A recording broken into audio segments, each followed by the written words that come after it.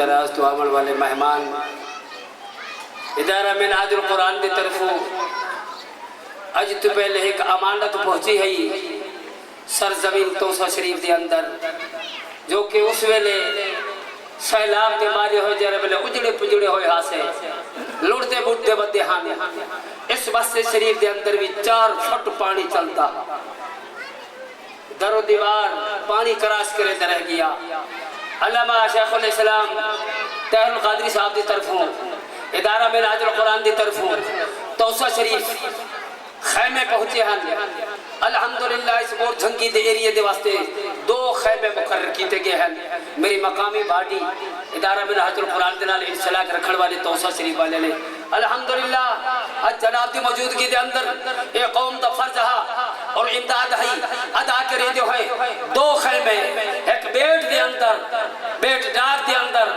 جنہاں دا گھر تباہ ہو چکا ہے آسمان تلے بیٹھے ہیں حافظ اجازت احمد کو پیش کر کہ میں اپنی قبر صفا کیتی ہے ادارہ منہاج القرآن دی طرفوں حافظ اجازت احمد کو ایک خیمہ پیش کیتا دوسرا خیمہ بستی ریل دے اندر محمد اشرف مستری محمد اشرف سے کو ان دے بچے ایمان لنگے آسمان تلے بیٹھے ہوئے ہیں الحمدللہ ادارہ منہاج القرآن دے آج جنہیں سربراست ادارے دے موجود ہیں الحمدللہ 2 خیمے مل لے ہیں وہ پیش کر آگی الحمدللہ میں اپنا فرض ادا کیتا کپڑے عید دا موقع ادارہ منہاج القرآن دی طرفوں چہ جائے کہ اس مقام تے آمردہ کراس کرن دا راستہ کئی رہا پرلے کنارے کھڑ کر آگی ادارہ منہاج القرآن دی اہل سنت دی گڈی آکر آگی کھڑی ہے الحمدللہ کارڈ بھی نال پیش کرائے ہیں گھنن والے دا تصویرہ بھی نال گھنایا ہیں ادارہ منہاج القرآن دی سیما چاہتے ہوئے کپڑے چاہتے ہوئے اور جناب والا عیدی ملتی پئی ہے عیدی اہل سنت مسئلہ کے بریلوی دی طرفوں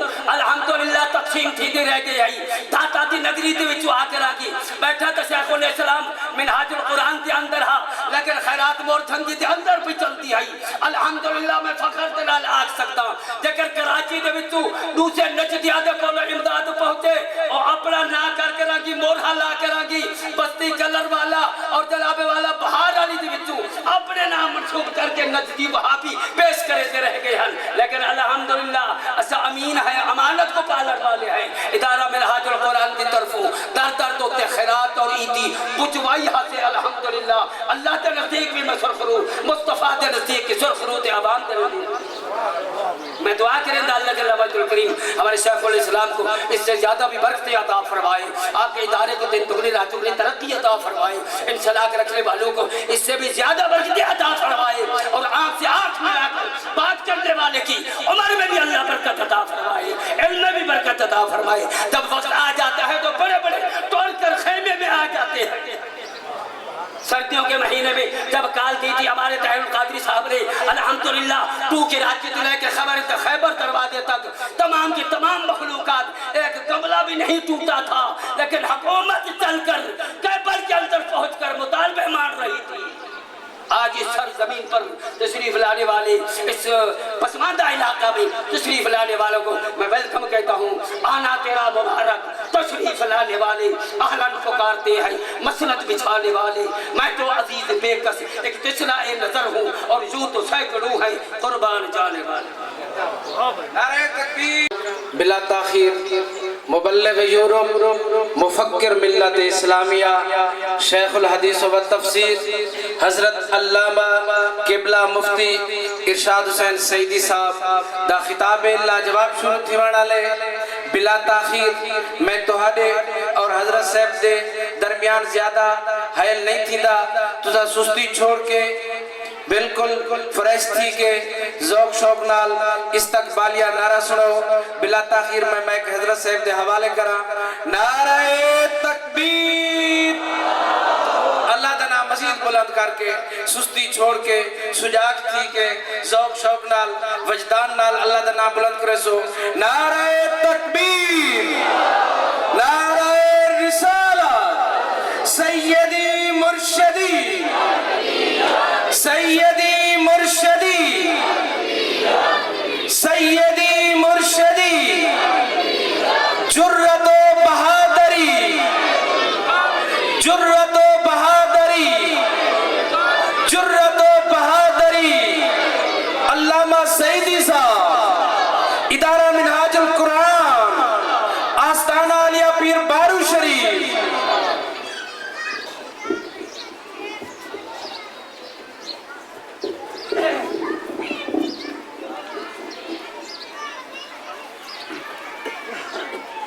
اللهم صل على سيدنا ومولانا محمد وعلى آله وصحبه وبارك وسلم وصل عليه.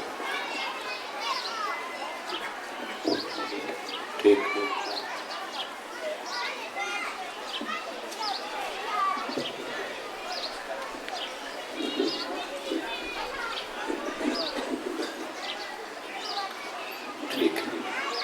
اللهم صل على سيدنا ومولانا محمد وعلى آله وصحبه وبارك وسلم وصل عليه. اللهم صل على سيدنا ومولانا محمد وعلى آله وصحبه وبارك وسلم وصل عليه. ٹھیک ہے. ایکو بند کر دیں آپ اور بیس بڑھا دیں تھوڑی سی.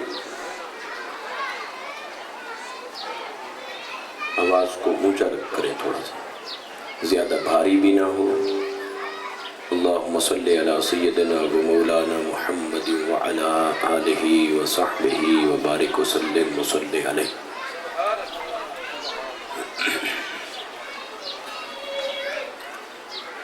نحمدہ ونصلی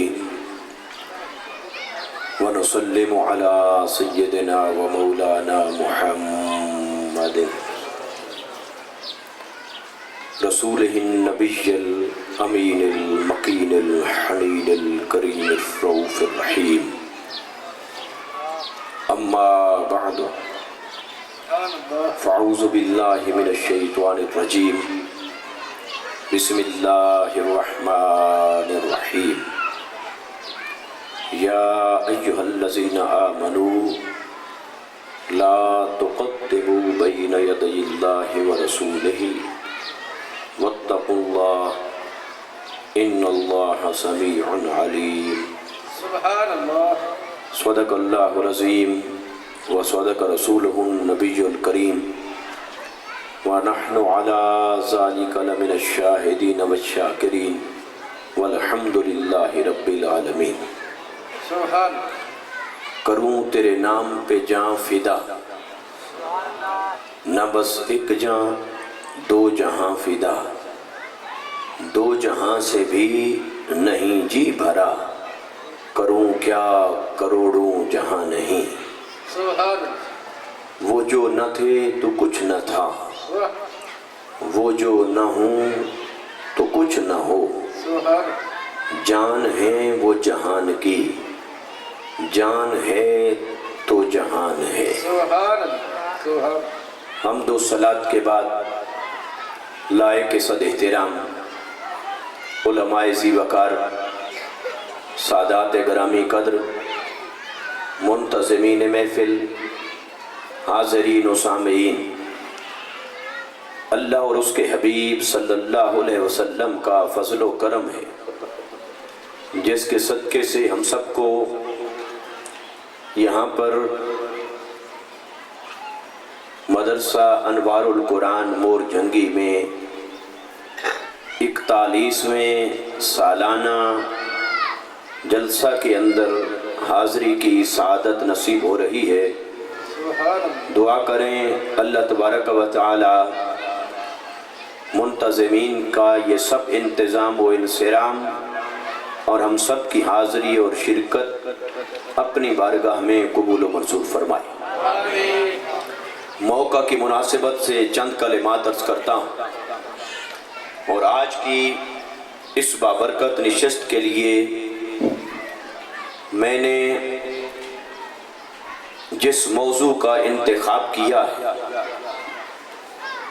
وہ موضوع یہ ہے کہ ایک ہے عبادت خدا اور ایک ہے ادب مصطفیٰ صلی اللہ علیہ وسلم.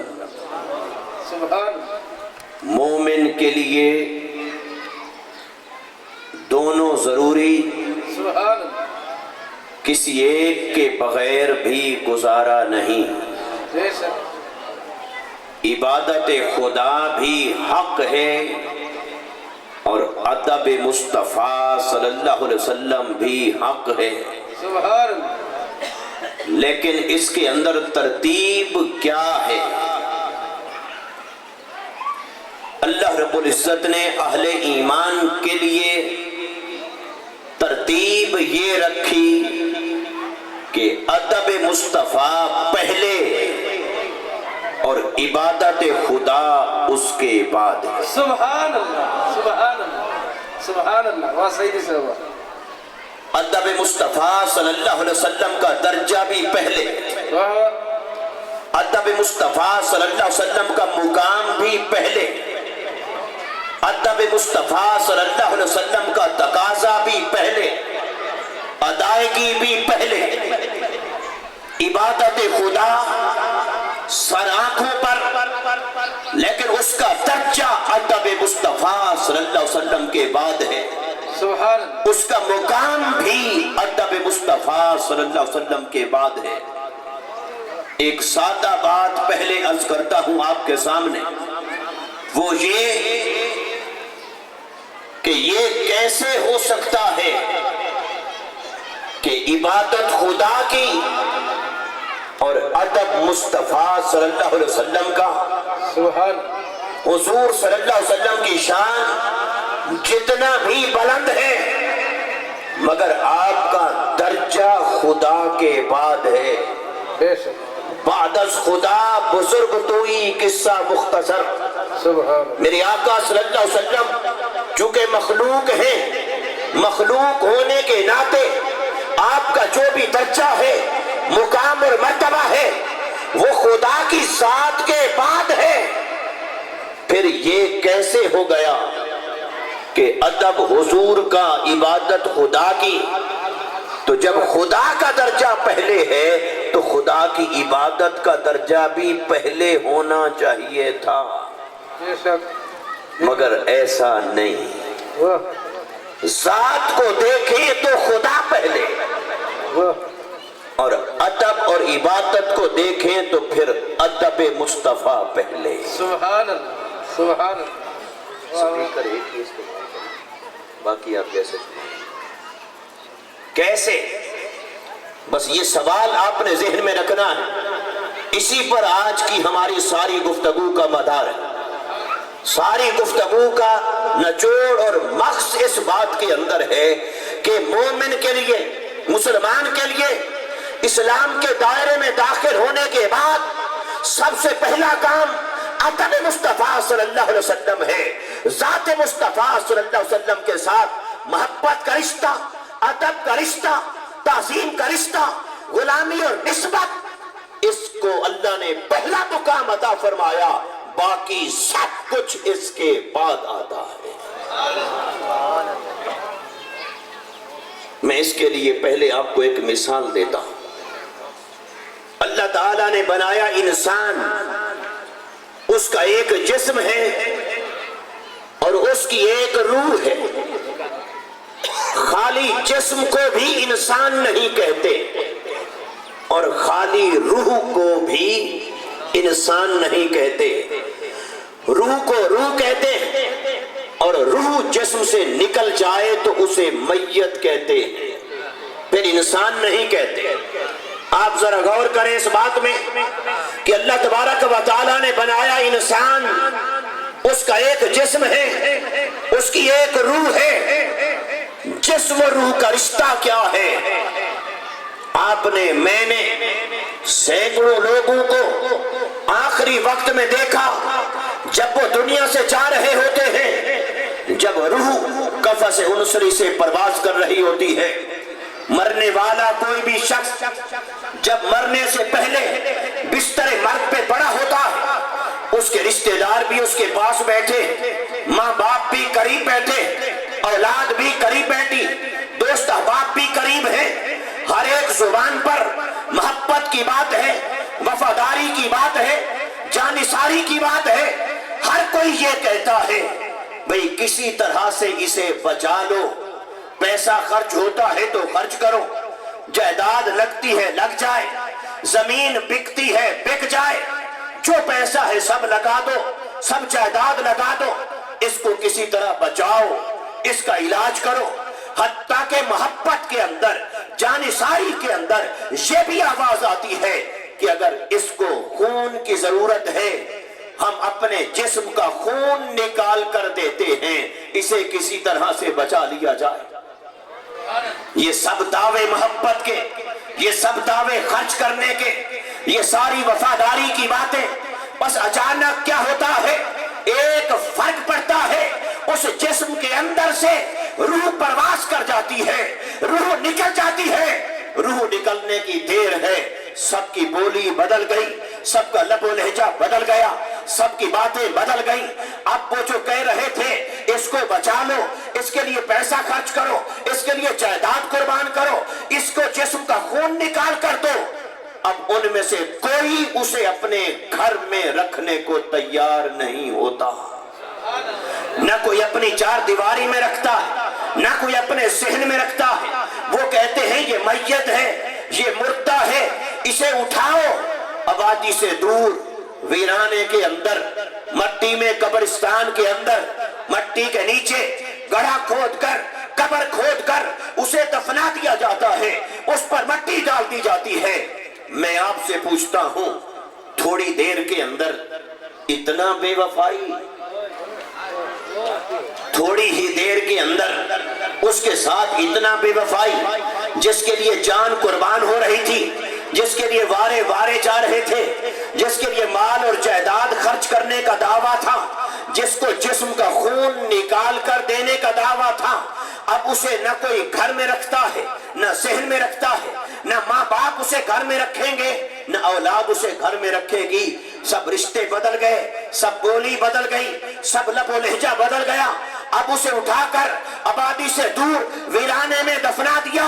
اگر آپ اور میں پوچھیں ان رشتے داروں سے، اس اولاد سے، تھوڑی دیر کے اندر اتنے بے وفا کیوں ہو گئے، تو کیا جواب ملے گا؟ وہ کہیں گے ہم بے وفا نہیں ہوئے، ہماری وفا بھی حق ہے، ہماری محبت بھی حق ہے، ہماری قربانی بھی حق ہے، ہمارا جذبہ بھی حق ہے، لیکن ہم وہ سارا کچھ اس جسم کے لیے نہیں کر رہے تھے، ہم اس روح کے لیے کر رہے تھے جو جسم کے اندر موجود تھی۔ اور جب روح نکل گئی تو روح نکلنے کے بعد پھر رشتے بدل گئے، رشتوں کے جذبے بھی بدل گئے، پھر محبتیں بھی بدل گئی، پھر اس کے لیے قربانی کے جذبے بدل گئے، تو پتہ چلا وہ سارے جذبے، وہ ساری محبت، وہ ساری وفاداری، وہ ساری قربانی، وہ ساری جانثاری، وہ سارے وفاداری کے جذبے وہ جسم کی خاطر نہ تھے، وہ سارے اس روح کے لیے تھے جو جسم کے اندر موجود تھی۔ نعرہ تکبیر، نعرہ رسالہ، مفتی اہل سنت۔ تو پتہ چلا کہ انسانوں کے سامنے جسم کی حیثیت نہیں ہے، حیثیت روح کی ہے۔ قدر بھی اسی روح کی وجہ سے، احترام بھی اسی روح کی وجہ سے، مقام بھی اسی روح کی وجہ سے، محبتیں بھی اسی روح کی وجہ سے۔ جب روح نہ رہی، جسم کو کوئی قبول نہیں کرتا، جسم کو کوئی اپنے گھر میں نہیں رکھتا، اسے اٹھا کر مٹی کے نیچے دفنا دیتے ہیں۔ بلا تشبیہ اور بلا مثال اللہ نے بنایا انسان، ایک جسم ہے اور ایک روح ہے۔ اسی طرح اللہ نے بنایا ایمان، اللہ نے بنایا ہمارے لیے دین، اس دین کا بھی ایک جسم ہے، اس دین کی بھی ایک روح ہے، اس ایمان کا بھی ایک جسم ہے، اس ایمان کی بھی ایک روح ہے۔ آئیے پوچھیں قرآن سے، پوچھئے حدیث مصطفیٰ صلی اللہ علیہ وسلم سے یا صحابہ کرام سے کہ دین کا جسم کیا ہے اور دین کی روح کیا ہے۔ جب یہ سوال کریں گے تو قرآن بتا رہا ہے، جس کا ذکر میں آگے کرنے لگا ہوں، احادیث مبارکہ بتا رہی ہیں جن کا بھی آگے ذکر آ رہا ہے، صحابہ کی زندگی کے نمونے اور نقشے بتا رہے ہیں جن کا بھی میں ذکر کرنے لگا ہوں۔ خلاصہ کیا کہ دین کا جسم اور ایمان کا جسم، جتنے اعمال ہیں، جتنی عبادات ہیں، وہ سب دین کا جسم ہے۔ نماز بھی دین کا جسم ہے، روزہ بھی دین کا جسم ہے، حج بھی دین کا جسم ہے، زکوٰۃ بھی دین کا جسم ہے، سجدہ بھی دین کا جسم ہے، رکوع بھی دین کا جسم ہے، تلاوت قرآن بھی دین کا جسم ہے، مال خرچ کرنا دین کا جسم ہے، تسبیحات پڑھنا دین کا جسم ہے، اوراد اور وظائف دین کا جسم ہے۔ الغرض جتنی عبادات ہیں، جتنے احکام ہیں، وہ سب احکام، سب عبادات وہ دین کا جسم ہے، اور دین کے اس جسم کے اندر ایک دین کی روح ہے، اس ایمان کی روح ہے۔ اس روح کا نام کیا ہے؟ اس روح کا نام ہے عشق مصطفیٰ، اس روح کا نام ہے ادب مصطفیٰ، اس روح کا نام ہے محبت مصطفیٰ، اس روح کا نام ہے غلامی مصطفیٰ صلی اللہ علیہ وسلم۔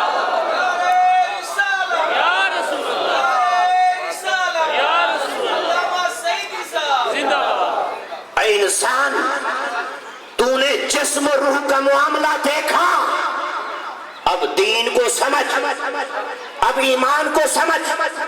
ایمان کا بھی ایک جسم ہے اور ایمان کی بھی ایک روح ہے، دین کا بھی ایک جسم ہے، دین کی بھی ایک روح ہے۔ جے تیرے جسم سے روح نکل جائے، نہ تجھے اولاد قبول کرتی ہے، نہ تجھے والدین قبول کرتے ہیں، نہ کوئی پھر تیرے لیے خرچ کرتا ہے، نہ تجھے گھر میں رکھتا ہے، نہ تجھے چار دیواری اور صحن میں رکھتا ہے، اٹھا کر پھینک دیتے ہیں۔ کیوں کہ روح نکل گئی تو جسم کے ساتھ رشتے بھی نہ رہے، جسم کے لیے خرچ کرنے کا جذبہ بھی نہ رہا، قربانی اور وفاداری بھی نہ رہی۔ تو بلا تشبیہ اور بلا مثال قیامت کا دن ہوگا، اللہ کے حضور بہت سارے لوگ حاضر ہوں گے، میزان لگا ہوگا، اللہ کی بارگاہ میں پیش کریں گے، باری تعالیٰ یہ میرا عمل ہے، یہ میری نماز ہے، یہ میرا روزہ ہے، یہ میری تبلیغ ہے، یہ میرا جہاد ہے، یہ میری زکوٰۃ ہے، یہ میرا حج ہے، یہ میرے سجدے ہیں، یہ میرے رکوع ہیں، یہ تلاوت قرآن ہے۔ اللہ فرمائے گا اے بندے، یہ سارا کچھ جو تو میرے پاس لایا ہے میزان پہ رکھنے کے لیے، یہ تو دین کا جسم ہے، یہ تو ایمان کا جسم ہے۔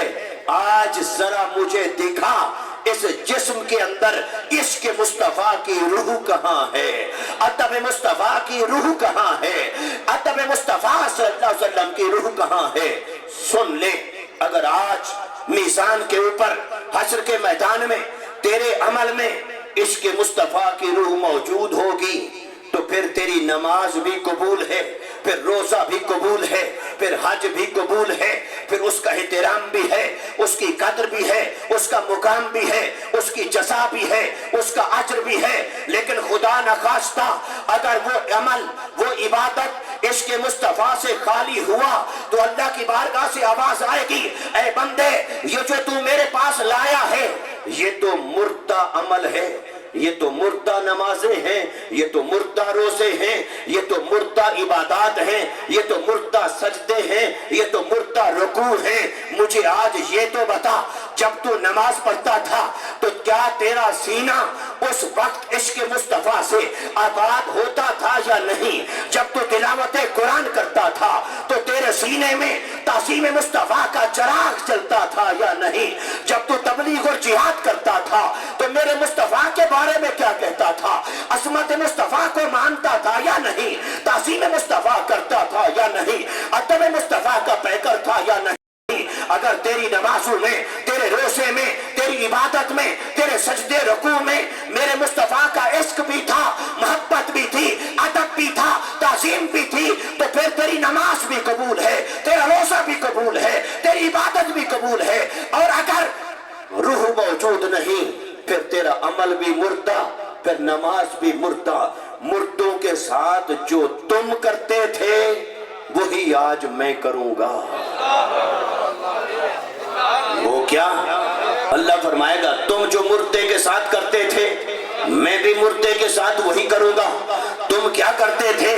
جب جس जिस्म से रूह निकल जाती, उस मुर्दे को न कोई घर में रखता, न कोई सहन में रखता, न कोई उसकी कद्र होती, न उस पर पैसा खर्च करता, न फिर कोई कुर्बानी देता, न जिस्म का खून निकाल कर देते। उस कुर्बानी का वक्त भी खत्म हो जाता, उस मुर्दे को उठाकर मट्टी के नीचे दफना देते थे। आज मैं भी ऐसे करूंगा। मैंने बनाया है एक कब्रिस्तान, उस कब्रिस्तान का नाम है जहन्नम।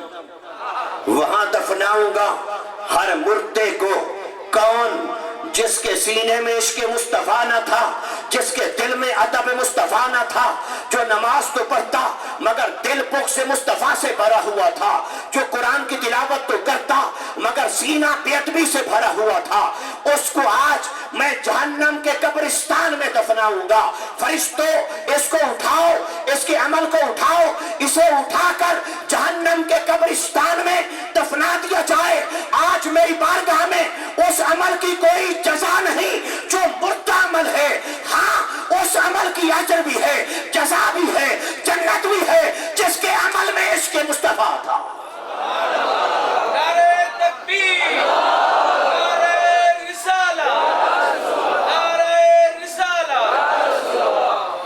ये मैंने आपको एक मिसाल दी जिस्म और रूह की, फिर उसके अंदर आपको ये अर्ज किया कि इबादत खुदा में और इश्क़ मुस्तफा में रिश्ता क्या है। इबादत खुदा में और अदब मुस्तफा सल्लल्लाहु अलैहि वसल्लम में आपस में रिश्ता क्या है। बस ये रिश्ता समझने की जरूरत है। इबादत खुदा काम तब आएगी जब उस इबादत के अंदर इश्क़ मुस्तफा का चिराग जल रहा होगा। अब आइए, अब इस मिसाल से जो बात आपके ज़हन में आ गई, अब इसे कुरान मजीद से साबित करता, आयत मुबारक आपके सामने रखता, जिसको मैंने अपने खुतबे में तिलावत किया। अल्लाह रब्बुल इज्जत ने उसके अंदर क्या बयान फरमाया। ये सूरत अल हुजुरात है, सूरत अल हुजुरात की पहली आयत है। इस पहली आयत में या अय्युहल्लज़ीना आमनू ला तुक़द्दिमू बैना यदयिल्लाहि व रसूलिही वत्तकुल्लाह इन्नल्लाहा समीउन अलीम। आयत का तर्जुमा बाद में। पहले शान नुज़ूल, ये आयत कब उतरी, ये आयत क्यों उतरी, इस आयत का पस मंजर क्या है, शान नुज़ूल क्या है। सहाबाए किराम कहते हैं, और इस शान नुज़ूल को तमाम मुफस्सिरीन ने बेइत्तेफाक इसको दर्ज किया। चाहे आप हाफिज इब्ने कसीर को पढ़िए तफसीर कुरान में, इमाम महमूद आलूसी को पढ़िए रूहुल मानी में, या तफसीर मसरी देखिए काजी सनाउल्लाह पानीपती रहमतुल्लाह ताला अलैह की, या इमाम कुर्तबी की अल अहकामुल कुरान देखिए। जितनी भी तफसीर आप देखेंगे ये आपको वाक़या मिलेगा। वाक़या क्या है कि सहाबाए किराम ने कुर्बानी के लिए जानवर खरीदे। मेरे मुस्तफा सल्लल्लाहु अलैहि वसल्लम ने भी कुर्बानी के लिए जानवर खरीदा, लेकिन जब कुर्बानी का वक्त आया तो चंद सहाबाए किराम ने मेरे आका सल्लल्लाहु अलैहि वसल्लम के कुर्बानी करने से पहले अपने जानवर ज़िबा कर दिए, कुर्बानी कर दी हुजूर से पहले। बाज़ मुफस्सिरीन ने कहा कि ईद की नमाज पढ़ने से पहले जानवर कुर्बान कर दिए, बाज़ ने कहा हुजूर से पहले कर दिए।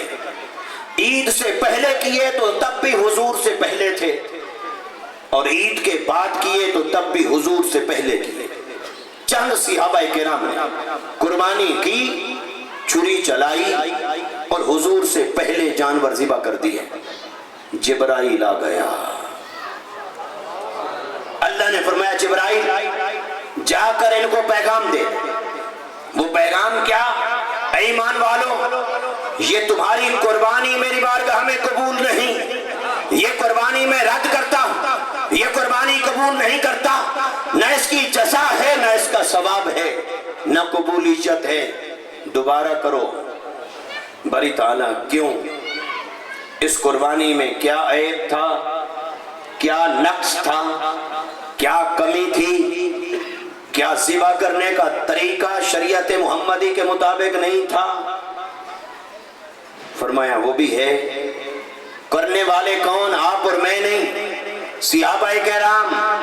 جن کے نہ عمل میں شک، نہ نیت میں شک، نہ ان کے مال میں شک، مال بھی رزق حلال کا، نیت بھی خالص اللہ کے لیے، عبادت کا طریقہ بھی حضور کی شریعت کے مطابق، ذبح کا طریقہ بھی حضور کے شریعت کے مطابق، لیکن وہ قربانی رد ہو گئی۔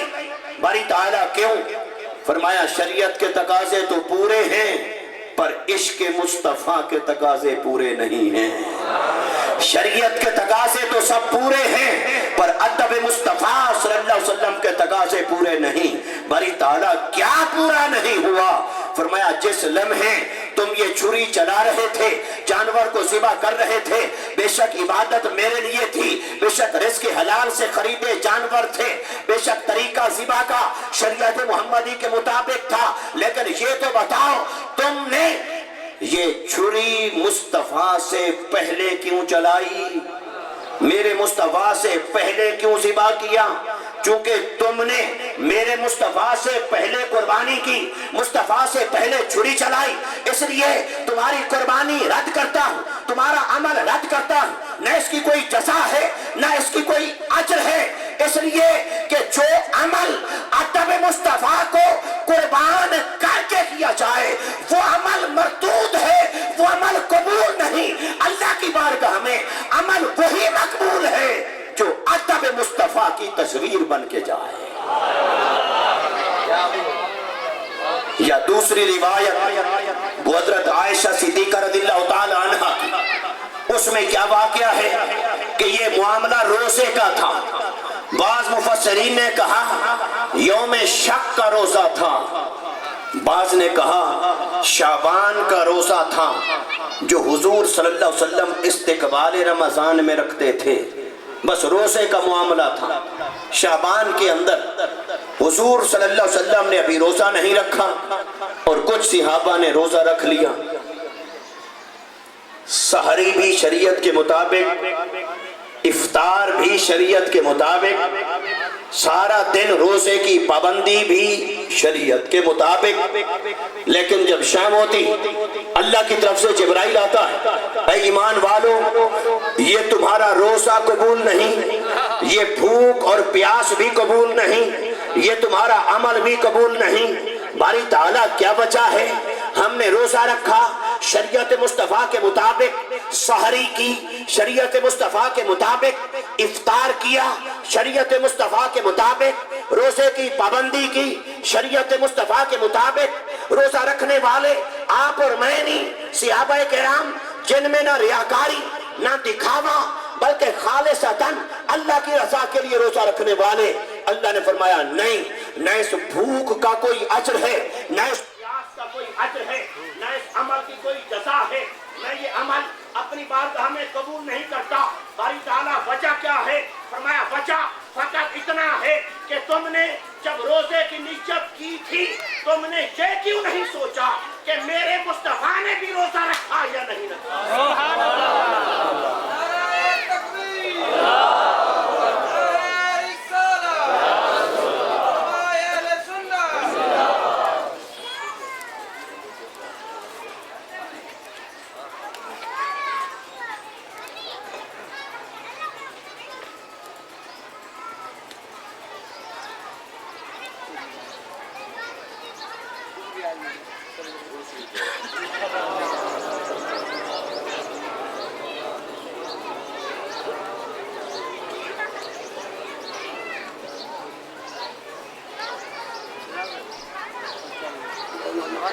وعلى آلہ وصحبہ وبارک وسلم وسلم علیہ۔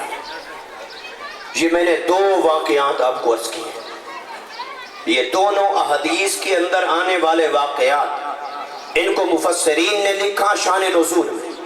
اب میں آپ کی توجہ چاہتا ہوں قرآن کی آیت کی طرف۔ وہ لفظ کیا ہے؟ قربانی کا عمل تھا یا روزے کا عمل تھا؟ بتائیے، عبادت تھا یا نہیں تھا؟ قربانی کیا تھی؟ بولیے ذرا کہ قربانی کیا تھی؟ عبادت۔ بولیے قربانی کیا تھی؟ عبادت۔ روزہ کیا تھا؟ عبادت۔ کرنے والے کون تھے؟ صحابہ کرام۔ عبادت کرنے والے آپ اور میں نے۔ صحابہ کا عمل अमल, सहाबा की इबादत, सहाबा की कुर्बानी, सहाबा का रोज़ा अल्लाह की बारगाह में जाता है शरीयत के एतबार से कामिल, लेकिन अल्लाह ने रद्द कर दिया। बारी ताला क्यों? इबादत कबूल नहीं, क्यों? फरमाया इसलिए कि इस इबादत के अंदर मुस्तफा का अदब पूरा नहीं हुआ है। इबादत के अंदर हुजूर का अदब पूरा नहीं। और आयत क्या उतरी? फरमाया या अय्युहल्लज़ीना आमनू ला तुक़द्दिमू बैन यदयिल्लाह। अगला लफ्ज मैंने जानबूझ के नहीं पढ़ा, पहले यहीं रुकें और यहां इसके अंदर समझें।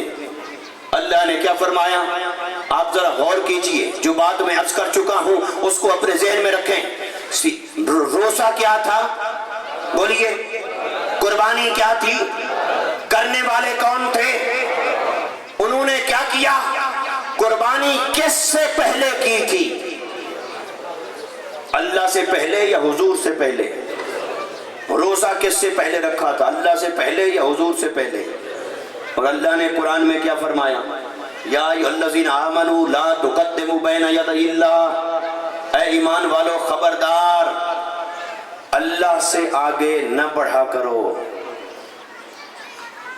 अल्लाह से आगे, अल्लाह पर पहल ना करो, अल्लाह पर पेशकदमी ना करो।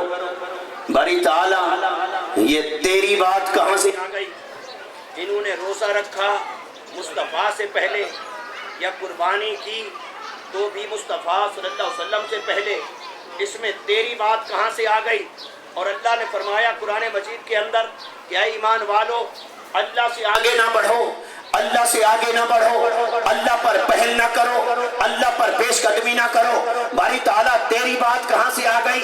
ना तूने रोज़ा रखा कि कोई तुझसे आगे बढ़ गया, ना तूने कुर्बानी की कि कोई तुझसे आगे बढ़ गया। ये तो रसूल का मामला था, तेरा मामला कहां से आ गया? तो कुरान हक है, कुरान हक है, कुरान हक है, तो कुरान गवाही दे रहा है।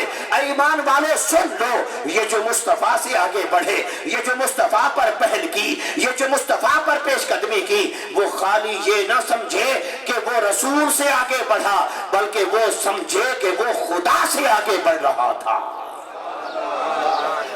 जाहिरी तौर पर तो रसूल से आगे बढ़ा, जाहिरी तौर पर तो रसूल पर पहल की, वो अमल रसूल से पहले किया था, खुदा से पहले नहीं किया था। बरी ताला, न तूने रोज़ा रखा, न कभी आइंदा रखने का इम्कान। तू तो माबूद है, ये अमाल तो हमारे लिए हैं कि हम अब्द हैं, हम बंदे हैं, हम मखलूक हैं। न तूने कभी कुर्बानी की, न आइंदा कभी करेगा, तो फिर तेरे से आगे बढ़ने का सवाल कहां से पैदा हुआ? तो तेरे से पहले करने का सवाल कहां से पैदा हुआ? तो देखिए इस आयत मुबारका में और इस शान नुज़ूल और पस मंजर में दो अमल हैं कुर्बानी के, एक कुर्बानी का, एक रोज़े का। ये दोनों अमल इबादत के। तो एक तरफ है इबादत खुदा, एक तरफ है अदब मुस्तफा, एक तरफ है कुर्बानी, एक तरफ है अदब मुस्तफा, एक तरफ रोज़ा, एक तरफ अदब मुस्तफा। जब अल्लाह की बारगाह में ये कुर्बानी पहुंची, ये रोज़ा पहुंचा, बारी ताला कबूलियत का दरवाजा खोल, इस अमल को कबूल फरमा, इसकी जज़ा अता फरमा। अल्लाह ने फरमाया खबरदार, दरवाजा कबूलियत का नहीं खुलेगा, ना तुम्हारा रोज़ा कबूल करूंगा, ना तुम्हारी कुर्बानी कबूल करूंगा, ना तुम्हारा अमल कबूल करूंगा, ना तुम्हारी इबादत कबूल करूंगा। बारी ताला क्यों? फरमाया मैं इबादत सिर्फ उसी की कबूल करता हूं जो पहले अदब मुस्तफा करे, फिर इबादत खुदा करे।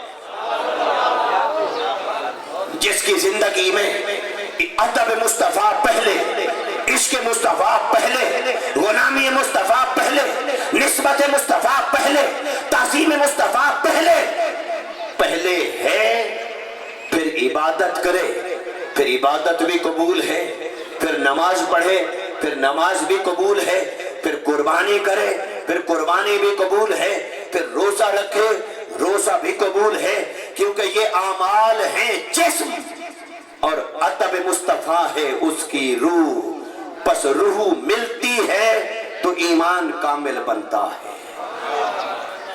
اب یہاں پر ایک اور لطیف بات، اس کو حضور ضیاء الامت پیر کرم شاہ صاحب الازہری رحمت اللہ تعالی علیہ نے اپنی تفسیر ضیاء القرآن کے اندر لکھا ہے۔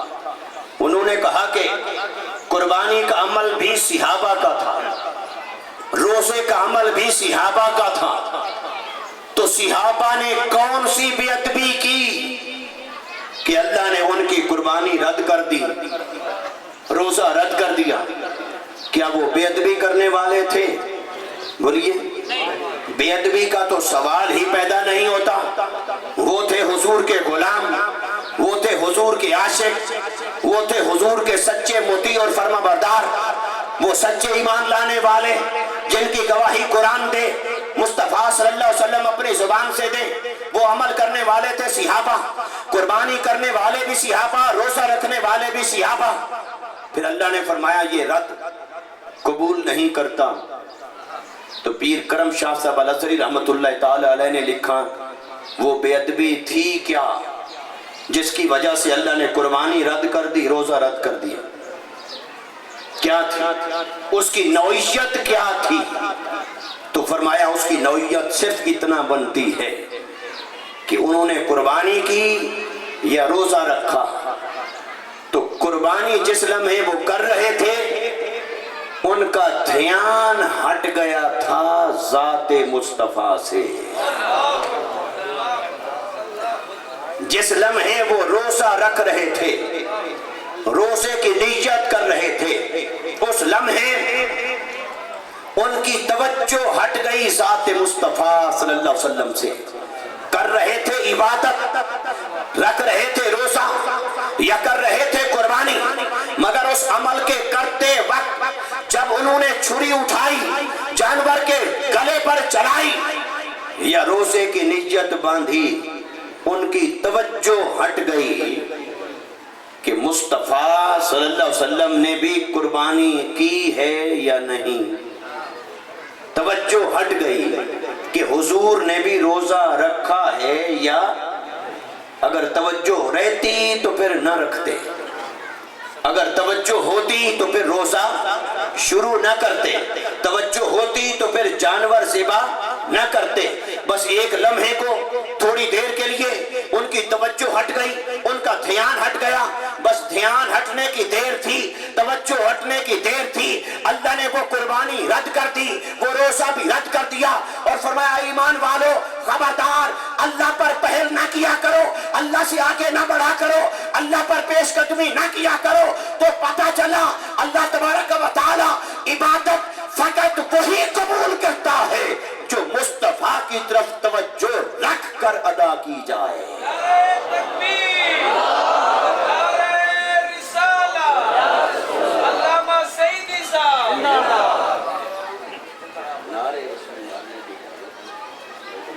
استعمال کرنے کی اجازت ہے۔ تو میں نے کیا عرض کیا کہ پیر صاحب فرماتے ہیں کہ وہ بے ادبی کی نوعیت کیا تھی؟ تو وہ نوعیت فقط اتنا تھی کہ وہ جس وقت عبادت کرنے لگے ان کے دھیان میں نہ رہا کہ ہمارے محبوب صلی اللہ علیہ وسلم نے قربانی کی ہے یا نہیں کی، روزہ رکھا ہے یا نہیں رکھا۔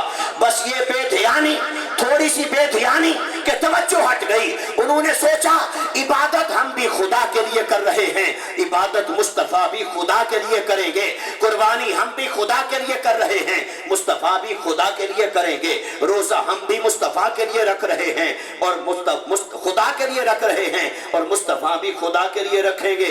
بس توجہ ہٹی، اللہ نے قربانی رد کر دی، فرمایا یہ لے جاؤ قربانی، لے جاؤ عمل، لے جاؤ روزہ، میں قربانی تب قبول کروں گا جب پہلے مصطفیٰ کے ادب کا تقاضا پورا ہوگا، میں روزہ بھی تب قبول کروں گا جب پہلے مصطفیٰ کی محبت اور عشق کا تقاضا پورا ہوگا۔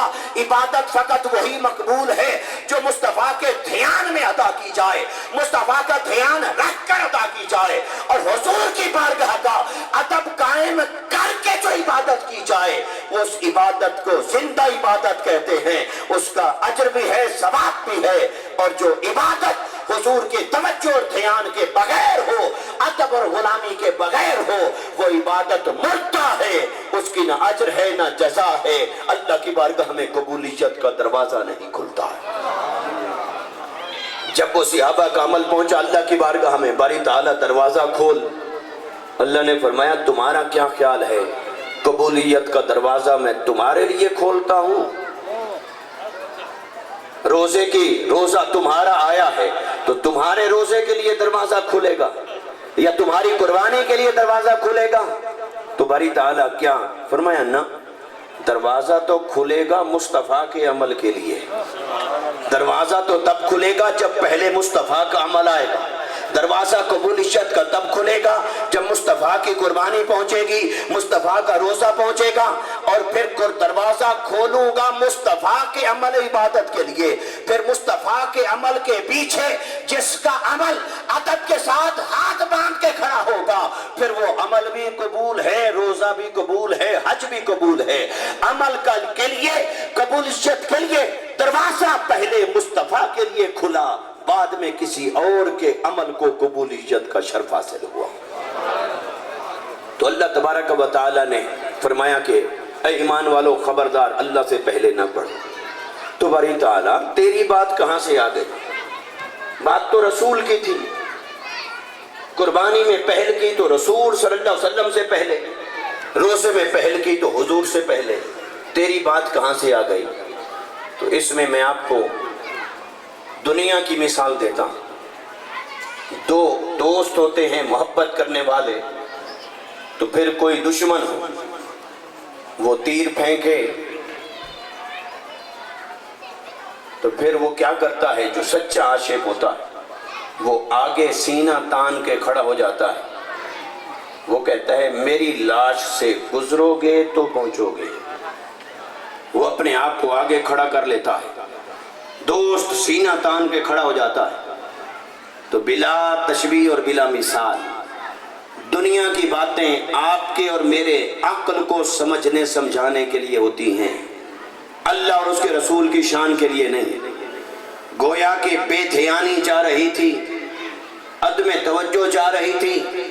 یہ بے ادبی اللہ کو پسند نہ آئی، تو یہ بے ادبی کا تیر جا رہا تھا مصطفیٰ کی طرف. اللہ نے اپنا نام درمیان میں رکھ لیا، فرمایا جو بے ادبی مصطفیٰ کی طرف جائے گی تو پہلے میری طرف آئے گی. فرمایا خبردار، جو رسول سے آگے بڑھا وہ اللہ سے آگے بڑھا. جس نے رسول سے پیش قدمی کی اس نے اللہ پر پیش قدمی کی. یہ جو کوئی عمل کرنے والا رسول سے آگے بڑھے گا تو وہ سمجھے کہ رسول سے آگے نہیں، وہ خدا سے آگے بڑھا ہے، کیونکہ جو ادب مصطفیٰ کا ہے وہی ادب خدا کا ہے. تو فرمایا خبردار میرے رسول صلی اللہ علیہ وسلم سے آگے نہ بڑھا کر. اب میں اس بات کی طرف آتا ہوں کہ میں نے عرض کیا کہ اس سے پتہ چلا کہ عبادت وہی مقبول ہے جو حضور صلی اللہ علیہ وسلم کا دھیان، توجہ اور ادب رکھ کر ادا کی جائے. یہ نقطہ سمجھ میں آ رہا ہے؟ اب کچھ ایسے بھی ہیں بد نصیب جنہوں نے معاذ اللہ یہ لکھا اپنی کتابوں کے اندر، اپنے عقیدے کے اندر، کہ معاذ اللہ اگر نماز پڑھتے وقت حضور کا دھیان آ جائے تو نمازیں ٹوٹ جاتی ہیں. یا یہ لکھا کہ گدھے اور جانور کا خیال آ جائے تو نماز نہیں ٹوٹتی، اور معاذ اللہ مصطفیٰ کا خیال آ جائے تو نماز ٹوٹ جاتی ہے. ارے بدبختو، جس نماز کے لیے تم یہ کہتے کہ حضور کا خیال آ جائے تو نمازیں ٹوٹ جاتی، آئیے سورۃ الحجرات کی اس پہلی آیت سے پوچھیں، قرآن سے پوچھیں، صحابہ کے عمل سے پوچھیں، خدا سے پوچھو، مصطفیٰ سے پوچھو. ارے عبادت قبول ہی تب ہے جب مصطفیٰ کے دھیان میں ادا کی جائے. نماز کی بات لیجئے، جس نماز کے بارے میں یہ کہا کچھ لوگوں نے کہ حضور کا خیال آئے تو ٹوٹ جاتی ہے، میں کہتا ہوں اس نماز سے تو ذرا پوچھو کہ حضور کے دھیان کے بغیر شروع بھی ہوتی ہے. حضور کے دھیان آئے بغیر کیا نماز شروع بھی ہوتی ہے؟ ذرا نماز سے تو پوچھو، نماز کہاں سے شروع ہوتی ہے؟ اللہ اکبر، نماز کہاں سے شروع ہوتی ہے؟ یہی طریقہ ہے یا کوئی اور ہے؟ سارے چپ ہیں. آپ نماز آپ نے کبھی نہیں پڑھی زندگی میں ہیں جی؟ تو بول کیوں نہیں رہے کہ کہیں فرض نہ ہو جائے؟ آج پہلے سے فرض ہے یا آج فرض ہونی ہے؟ بولیے. تو نماز کیسے شروع ہوتی ہے؟ اللہ اکبر. اگر کوئی شخص اس طرح ہاتھ نہ اٹھائے، ایسے ہاتھ نیچے ہوں اور وہ پڑھے اللہ اکبر، کیا اس کی تحریمہ ہو گئی؟ تکبیر ادا ہو گئی؟ کیا نماز شروع ہو گئی؟ کیوں شروع نہیں ہوئی؟ اس نے اللہ اکبر بھی کہا، اللہ کا نام بھی لیا، اللہ کا ذکر بھی ہوا، لیکن نماز شروع نہیں ہوئی. کیوں؟ کہ جب تک اللہ اکبر کرنے سے پہلے وہ یہ نہ سوچے کہ مصطفیٰ نے کیسے کیا تھا، جب تک وہ نماز میں داخل ہونے سے پہلے یہ اسے سوچنا پڑے گا کہ مصطفیٰ نے کیسے پڑھا تھا. اللہ اکبر پڑھنے سے پہلے اسے یہ سوچنا پڑا مصطفیٰ نے کیسے پڑھا تھا. تو جب اس نے ایسے کیا، پھر نماز میں داخل ہوا، پھر اس نے پڑھا سبحانک اللہ، پھر اس نے پڑھا الحمد، پھر اس نے سورت ملائی، پھر رکوع کیا، پھر سجدہ کیا، پھر التحیات کو پڑھا. مجھے آپ بتائیے، اگر وہ قیام نہ کرے اور سبحانک اللہ پڑھتا رہے، ہاتھ نہ باندھے، الحمد پڑھتا رہے، قرآن پڑھتا رہے، پھر سبحان ربی العظیم کی 1000 تسبیح کرے، اگر جھکے گا نہیں تو رکوع ادا نہیں ہوگا. اگر ہاتھ باندھ کے مصطفیٰ کی طرح کھڑا نہیں ہوگا، اس کا قیام ادا نہیں ہوگا. حتیٰ کہ سبحان ربی الاعلیٰ جسے سجدے میں پڑھا جاتا ہے، اگر 1 بار پڑھے، 100 بار پڑھے، 1000 بار پڑھے، 1,00,000 مرتبہ پڑھے، لیکن جب تک مصطفیٰ کی طرح ادا نہیں کرے گا اس کا سجدہ ادا نہیں ہوگا. مجھے آپ بتائیے تو صحیح، تکبیر تحریمہ پر پہنچا تو بھی اسے سوچنا پڑا مصطفیٰ نے کیسے کیا تھا. پھر قیام کرنے لگا، اسے سوچنا پڑا مصطفیٰ نے کیسے کیا تھا. پھر رکوع کرنے لگا، اسے دھیان کرنا پڑا مصطفیٰ نے کیسے کیا تھا. پھر سجدہ کرنے لگا، اسے پہلے یہ دھیان کرنا پڑا مصطفیٰ نے کیسے کیا تھا. پھر التحیات میں بیٹھا، تشہد پڑھنے سے پہلے اسے یہ دھیان کرنا پڑا مصطفیٰ نے کیسے کیا تھا. ارے نماز کے ایک ایک رکن میں، ایک ایک جز میں، ایک ایک اس میں جب تک وہ یہ نہ سوچے کہ مصطفیٰ نے کیسے کیا تھا، جب تک اسے مصطفیٰ کا دھیان نہ آئے، مصطفیٰ کا خیال نہ آئے، تب نہ نماز شروع ہوتی ہے نہ نماز مکمل ہوتی ہے.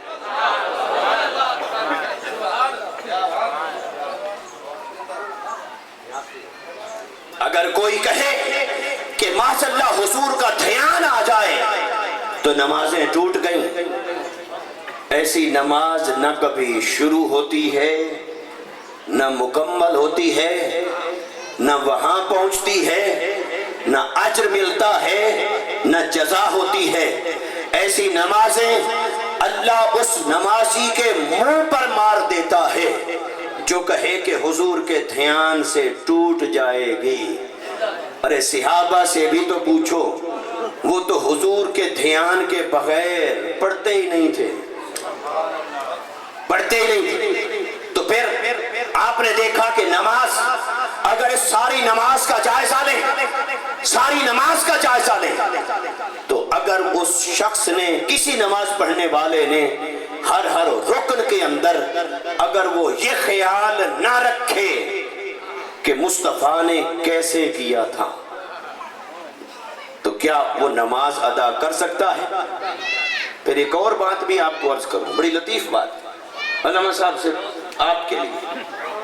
جتنے مسلک ہیں اہل سنت، ہم کوئی وہابی ہو، دیوبندی ہو، اہل حدیث ہو، شیعہ ہو، کوئی مسلک ہو، مجھے آپ یہ بتائیں نماز کے طریقے میں جو فرق ہے، کیا ان میں سے کوئی شخص یہ کہتا ہے کہ بھی حضور نے جیسے بھی پڑھی ہمیں اس کی کوئی پرواہ نہیں، ہم ایسے پڑھیں گے؟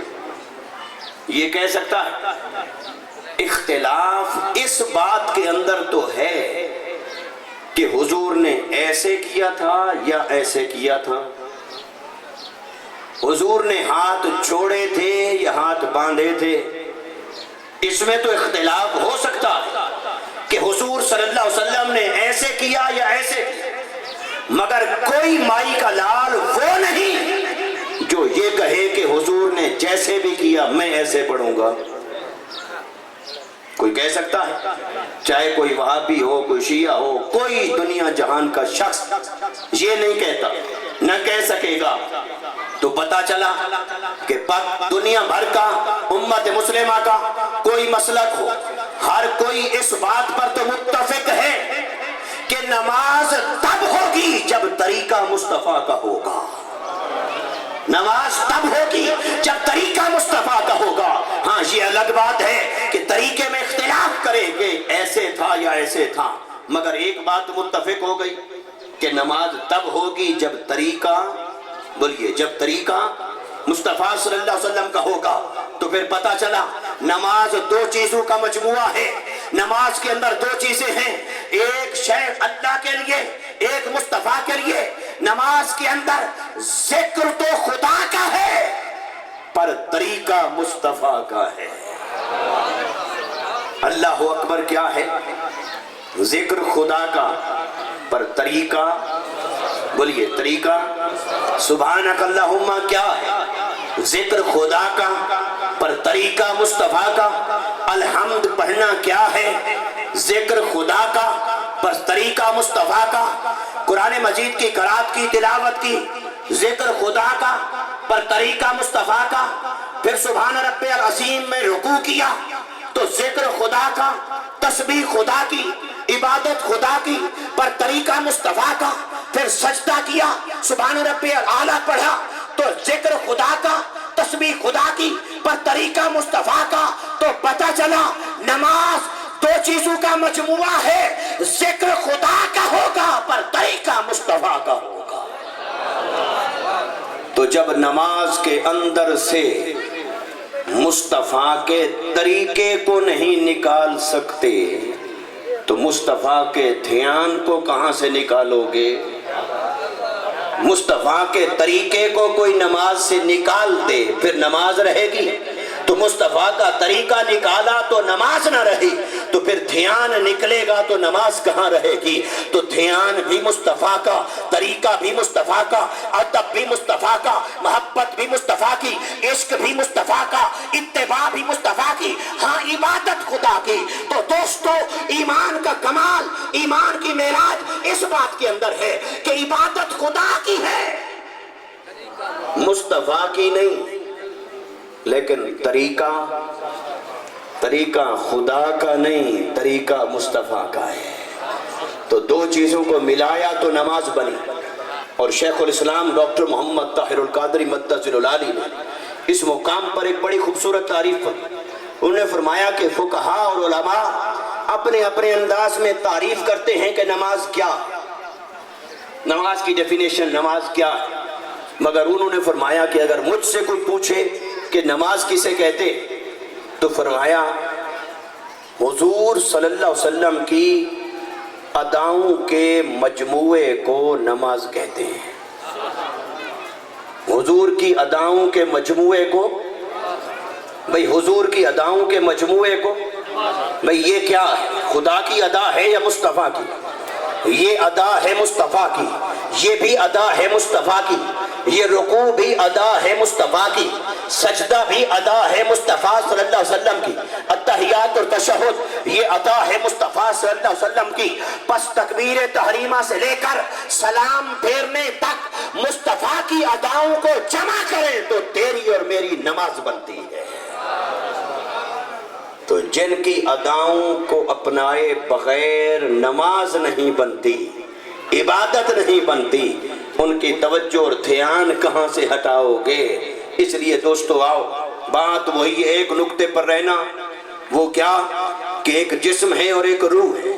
جسم ہے عمل، روح ہے عشق مصطفیٰ۔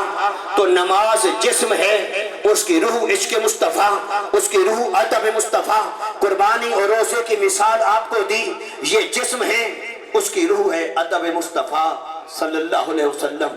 اب اسی نقطے پر رہیں، حضور کا ادب پہلے اور اللہ کی عبادت، بولیے اللہ کی عبادت بعد میں۔ اب ایک اور بات،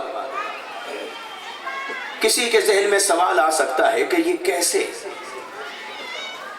ادب تو ہے رسول کا، عبادت ہے خدا کی، خدا کی شے بعد میں، رسول کی شے پہلے، یہ کیسے ہو سکتا ہے؟ تو آئیے اس کیسے کا جواب دینے لگا۔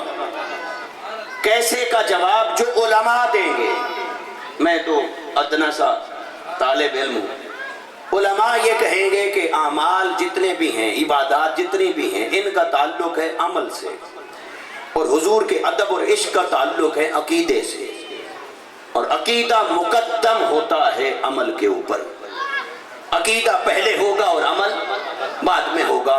تو جب حضور کے ادب کا تعلق عقیدے کے ساتھ ہے تو وہ پہلے ہے، اور نماز روزے کا تعلق عمل کے ساتھ ہے تو عمل عقیدے کے بعد ہوتا ہے۔ یہ تو متکلمین کا جواب ہو گیا، علماء کا۔ اب ایک اور بات، بڑی گہری بات ہے، غور کریں ذرا۔ ایک ہے عبادت خدا اور ایک ہے ادب مصطفیٰ صلی اللہ علیہ وسلم۔ یہ غور کریں اور قرآن سے پوچھیں کہ عبادت کس نے سکھائی اور ادب کس نے سکھایا؟ عبادت ہے خدا کی، یہ کس نے سکھائی؟ خدا نے سکھائی یا مصطفیٰ نے سکھائی؟ اور ادب ہے مصطفیٰ صلی اللہ علیہ وسلم کا، وہ حضور نے سکھایا اپنا ادب یا اللہ نے سکھایا مصطفیٰ کا ادب؟ بس اس نقطے کو ذرا سمجھے، پھر اس کی تفصیل بیان کرتا ہوں۔ ابھی ایک شے سکھائی خدا نے اور ایک شے سکھائی مصطفیٰ نے، تو خدا کی سکھائی ہوئی شے کا درجہ پہلے ہوگا یا مصطفیٰ کی سکھائی ہوئی شے کا درجہ پہلے ہوگا؟ توحید کیا ہے؟ اللہ بھی پہلے، اللہ کی سکھائی ہوئی شے کا درجہ بھی، بولی اللہ کی سکھائی ہوئی شے کا درجہ بھی، رسول کا درجہ بھی بعد میں، اور رسول کی سکھائی ہوئی شے کا درجہ بھی بعد میں۔ تو عبادت ہے خدا کی لیکن سکھائی مصطفیٰ نے، اور ادب تھا مصطفیٰ کا پر سکھایا خدا نے۔ تو اللہ نے فرمایا لوگوں پہلے وہ کرو جو میں نے سکھایا، پھر وہ کرو جو مصطفیٰ نے سکھایا۔ اب پہلے لیں عبادت خدا کو۔ عبادتیں اللہ نے سکھائیں قرآن میں، چلو ساری عبادتوں کی بات نہ کریں۔ باری تعالیٰ ہمیں تو نے کیوں پیدا فرمایا؟ فرمایا اپنی عبادت کے لیے۔ تو کون ہے؟ فرمایا میں معبود ہوں وحدہ لا شریک۔ قیامت کے دن ہر کوئی میرے پاس عبد بن کر آئے، عبد بن کر آؤ۔ تو باری تعالیٰ تو معبود، ہم تیرے عبد، پیدا کیا ہمیں اپنی عبادت کے لیے، قرآن اتارا کہ ہم تیری عبادت کریں، تو پھر کیا تیرے قرآن میں جگہ نہیں تھی کہ تو نے عبادتوں کے طریقے قرآن میں کیوں نہیں سکھائے؟ کیا نماز کا مکمل طریقہ ہے قرآن میں؟ نہیں۔ نماز کا مکمل طریقہ ہے قرآن میں؟ حج کا مکمل طریقہ ہے قرآن میں؟ نہ نماز کا مکمل طریقہ قرآن میں، نہ حج کا مکمل طریقہ قرآن میں، نہ زکوٰۃ کے تمام احکام قرآن میں، نہ سجدے کا طریقہ قرآن میں، نہ رکوع کا طریقہ قرآن میں، نہ قربانی کا طریقہ قرآن میں۔ باری تعالیٰ ان کا جزوی ذکر تو ہے، اجمالاً ذکر تو ہے، پر تفصیلی بات، مکمل طریقہ قرآن نے بیان نہیں کیا کسی عبادت کا، نہ نماز کا، نہ روزے کا، نہ حج کا، نہ زکوٰۃ کا، نہ سجدے کا، نہ رکوع کا، کسی عبادت کا طریقہ اللہ نے قرآن کے اندر نہیں سکھایا ہے۔ قرآن نے جس عبادت کا بھی ذکر کیا 10 باتیں کی، 20 باتیں چھوڑ دی۔ باری تعالیٰ کیا تیرے قرآن میں جگہ نہیں تھی؟ چلو اگر ساری عبادتیں نہ سکھاتا، ایک نماز ہی سکھا دیتا۔ آج امت کے اندر 1000 باتوں میں اختلاف ہوتا، لیکن کم سے کم نماز تو ایک طریقے پر پڑھتے۔ اگر قرآن بیان کر دیتا نماز کا طریقہ تو پھر ہر کوئی ایک طریقے پر پڑھتا یا نہ پڑھتا؟ اگر قرآن بیان کر دیتا تحریمہ کا طریقہ بھی، قیام کا طریقہ، رکوع اور سجدے کا طریقہ، تشہد کا طریقہ اگر قرآن بیان کر دیتا، نماز کے فرائض بھی، ارکان بھی، واجبات بھی، سنن بھی، مکروہات بھی، مفسدات بھی، سب کچھ قرآن بیان کر دیتا، تو آج امت میں ہزار بات کا اختلاف ہوتا، فرقے ہوتے، لیکن اللہ کی ایک عبادت نماز تو ساری امت ایک طریقے پر پڑھتی۔ باری تعالیٰ کیا وجہ ہے؟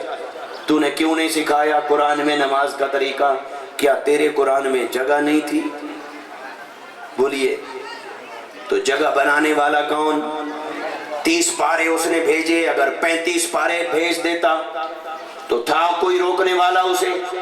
اس نے 114 صورتیں بھیجی، اگر ایک صورت اور بنا دیتا نماز کی صورت اور 115 صورتیں کر دیتا، راؤنڈ فگر بھی ہو جاتا، 115 صورتیں کر دیتا تو تھا اس سے کوئی پوچھنے والا کہ کیوں بنائی 115 صورتیں؟ بولیے، تو باری تعالیٰ قرآن بھی تیرا، کلام بھی تیرا، 30 پارے بھی تیرے، 114 صورتیں بھی تیری، تو اگر ایک صورت اور اتار دیتا اور نماز کا طریقہ قرآن میں بتا دیتا تو آج امت نماز کے طریقے پر تو اختلاف نہ کرتی۔ تو کیا تیرے قرآن میں جگہ نہیں تھی؟ اس نے کہا جگہ تو تھی، میرا ارادہ نہیں تھا۔ جگہ تو تھی میرا، تو باری تعالیٰ تیرا ارادہ کیا تھا؟ فرمایا ارادہ میں نے یہ کیا کہ نماز کا حکم دینے کے لیے، عبادت کا حکم دینے کے لیے تو بھیجوں گا سورت قرآن کی، لیکن نماز اور عبادتوں کا طریقہ سکھانے کے لیے سورت قرآن کی نہیں، سورت مصطفیٰ کی بھیجوں گا۔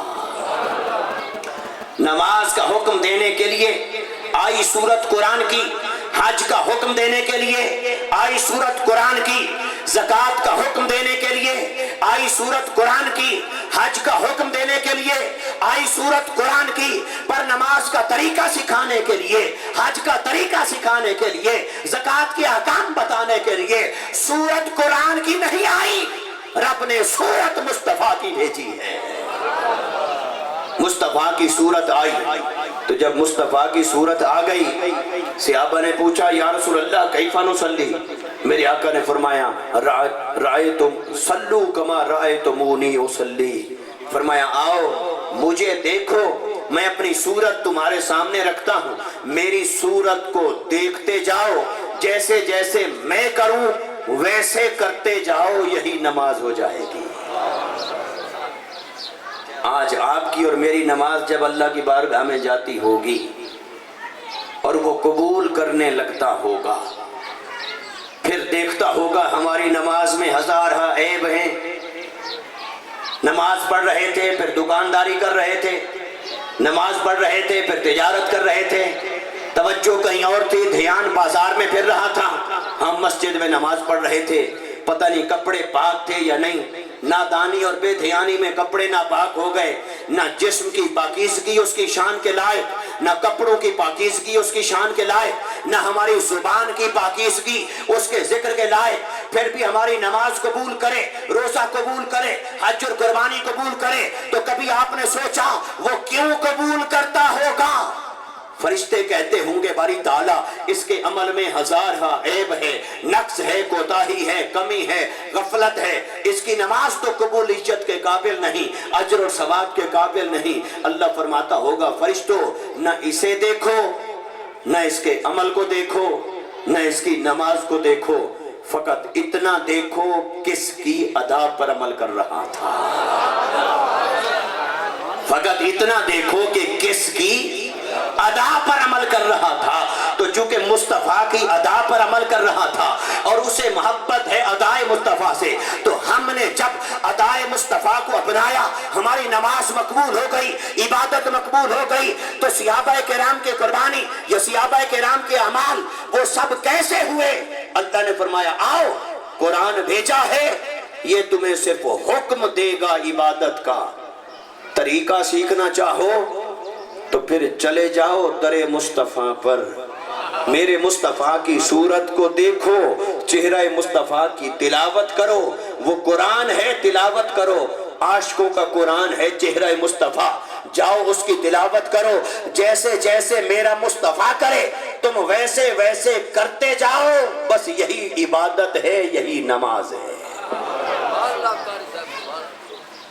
تو لوگ تو اٹکے ہوئے ہیں دھیان پر کہ دھیان آ جائے حضور کا تو نماز ہوئی کہ نہ ہوئی۔ اور صحابہ سے تو پوچھیں، وہ اللہ اکبر کر کے سجدے والی جگہ پہ نہیں دیکھتے تھے، وہ اللہ اکبر کر کے چہرہ مصطفیٰ کو تکتے تھے۔ اگر باقی روایات اس وقت نہ عرض کروں، صرف ایک روایت عرض کرتا، مسند ابو یعلا کی حدیث پاک، امام ابو یعلا رحمت اللہ تعالی علیہ نے اس کو درج کیا اپنے مسند میں، اور وہ واقعہ ہے بدر کا کہ جب غزوہ بدر میں میرے آقا کے 300 غلام لڑ رہے تھے اور اللہ نے 5000 ملائکہ کو بھیجا، جبرائیل کی سپہ سالاری میں جنگ جیتی گئی، میرے آقا نماز پڑھانے لگے، صحابہ صف کے اندر کھڑے تھے، جبرائیل فرشتوں کو لے کر واپس چلا گیا، پہنچا پہلے آسمان پہ، وہاں اللہ نے بٹھا دیا ایک فرشتہ اس کے دروازے پر، بواب، اللہ نے آسمان کے حسب حال ایک دروازہ رکھا، وہ کشیف نہیں لطیف، فرشتہ بیٹھا تھا وہاں، دروازہ بند، جبرائیل نے کھٹکھٹایا، ابھی دروازہ کھولو، ہم مجاہدین آ رہے ہیں، بدر میں لڑ کے آئے، فتح کر کے آئے، دروازہ کھولو۔ فرشتے نے جواب دیا، جبرائیل تیرے لیے دروازہ بند ہے۔ کیوں بند ہے؟ کہا اس لیے کہ اللہ نے فرمایا کہ تیرا کیا خیال ہے، تجھے جنگ جیتنے کے لیے بھیجا تھا؟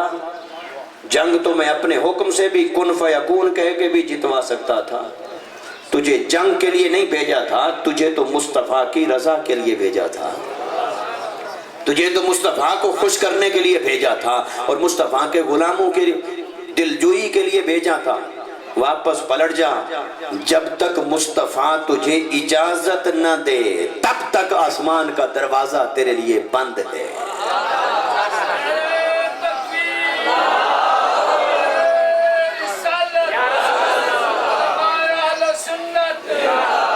جا رہا تھا اپنے گھر میں، جہاں سے آیا آسمانوں سے وہیں جا رہا ہے، لیکن اللہ نے فرمایا اے فرشتے جبرائیل کو بتا دے تیرے لیے آسمان کا دروازہ بند ہے، واپس پلٹ جا، جب تک میرا مصطفیٰ تجھے اجازت نہ دے تب تک تو اپنے گھر میں واپس نہیں آ سکتا۔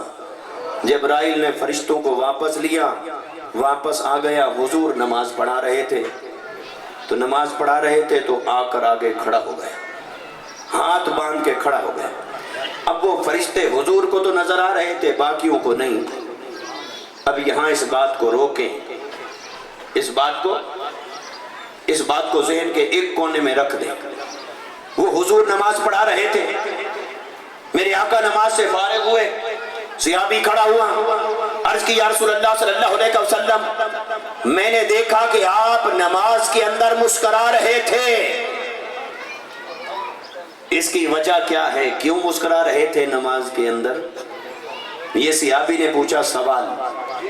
اب یہ سوال کا جواب بعد میں دیتا ہوں، پہلے ذرا یہ بتائیں صحابی نماز پڑھ رہا تھا یا چہرہ مصطفیٰ کو دیکھ رہا تھا؟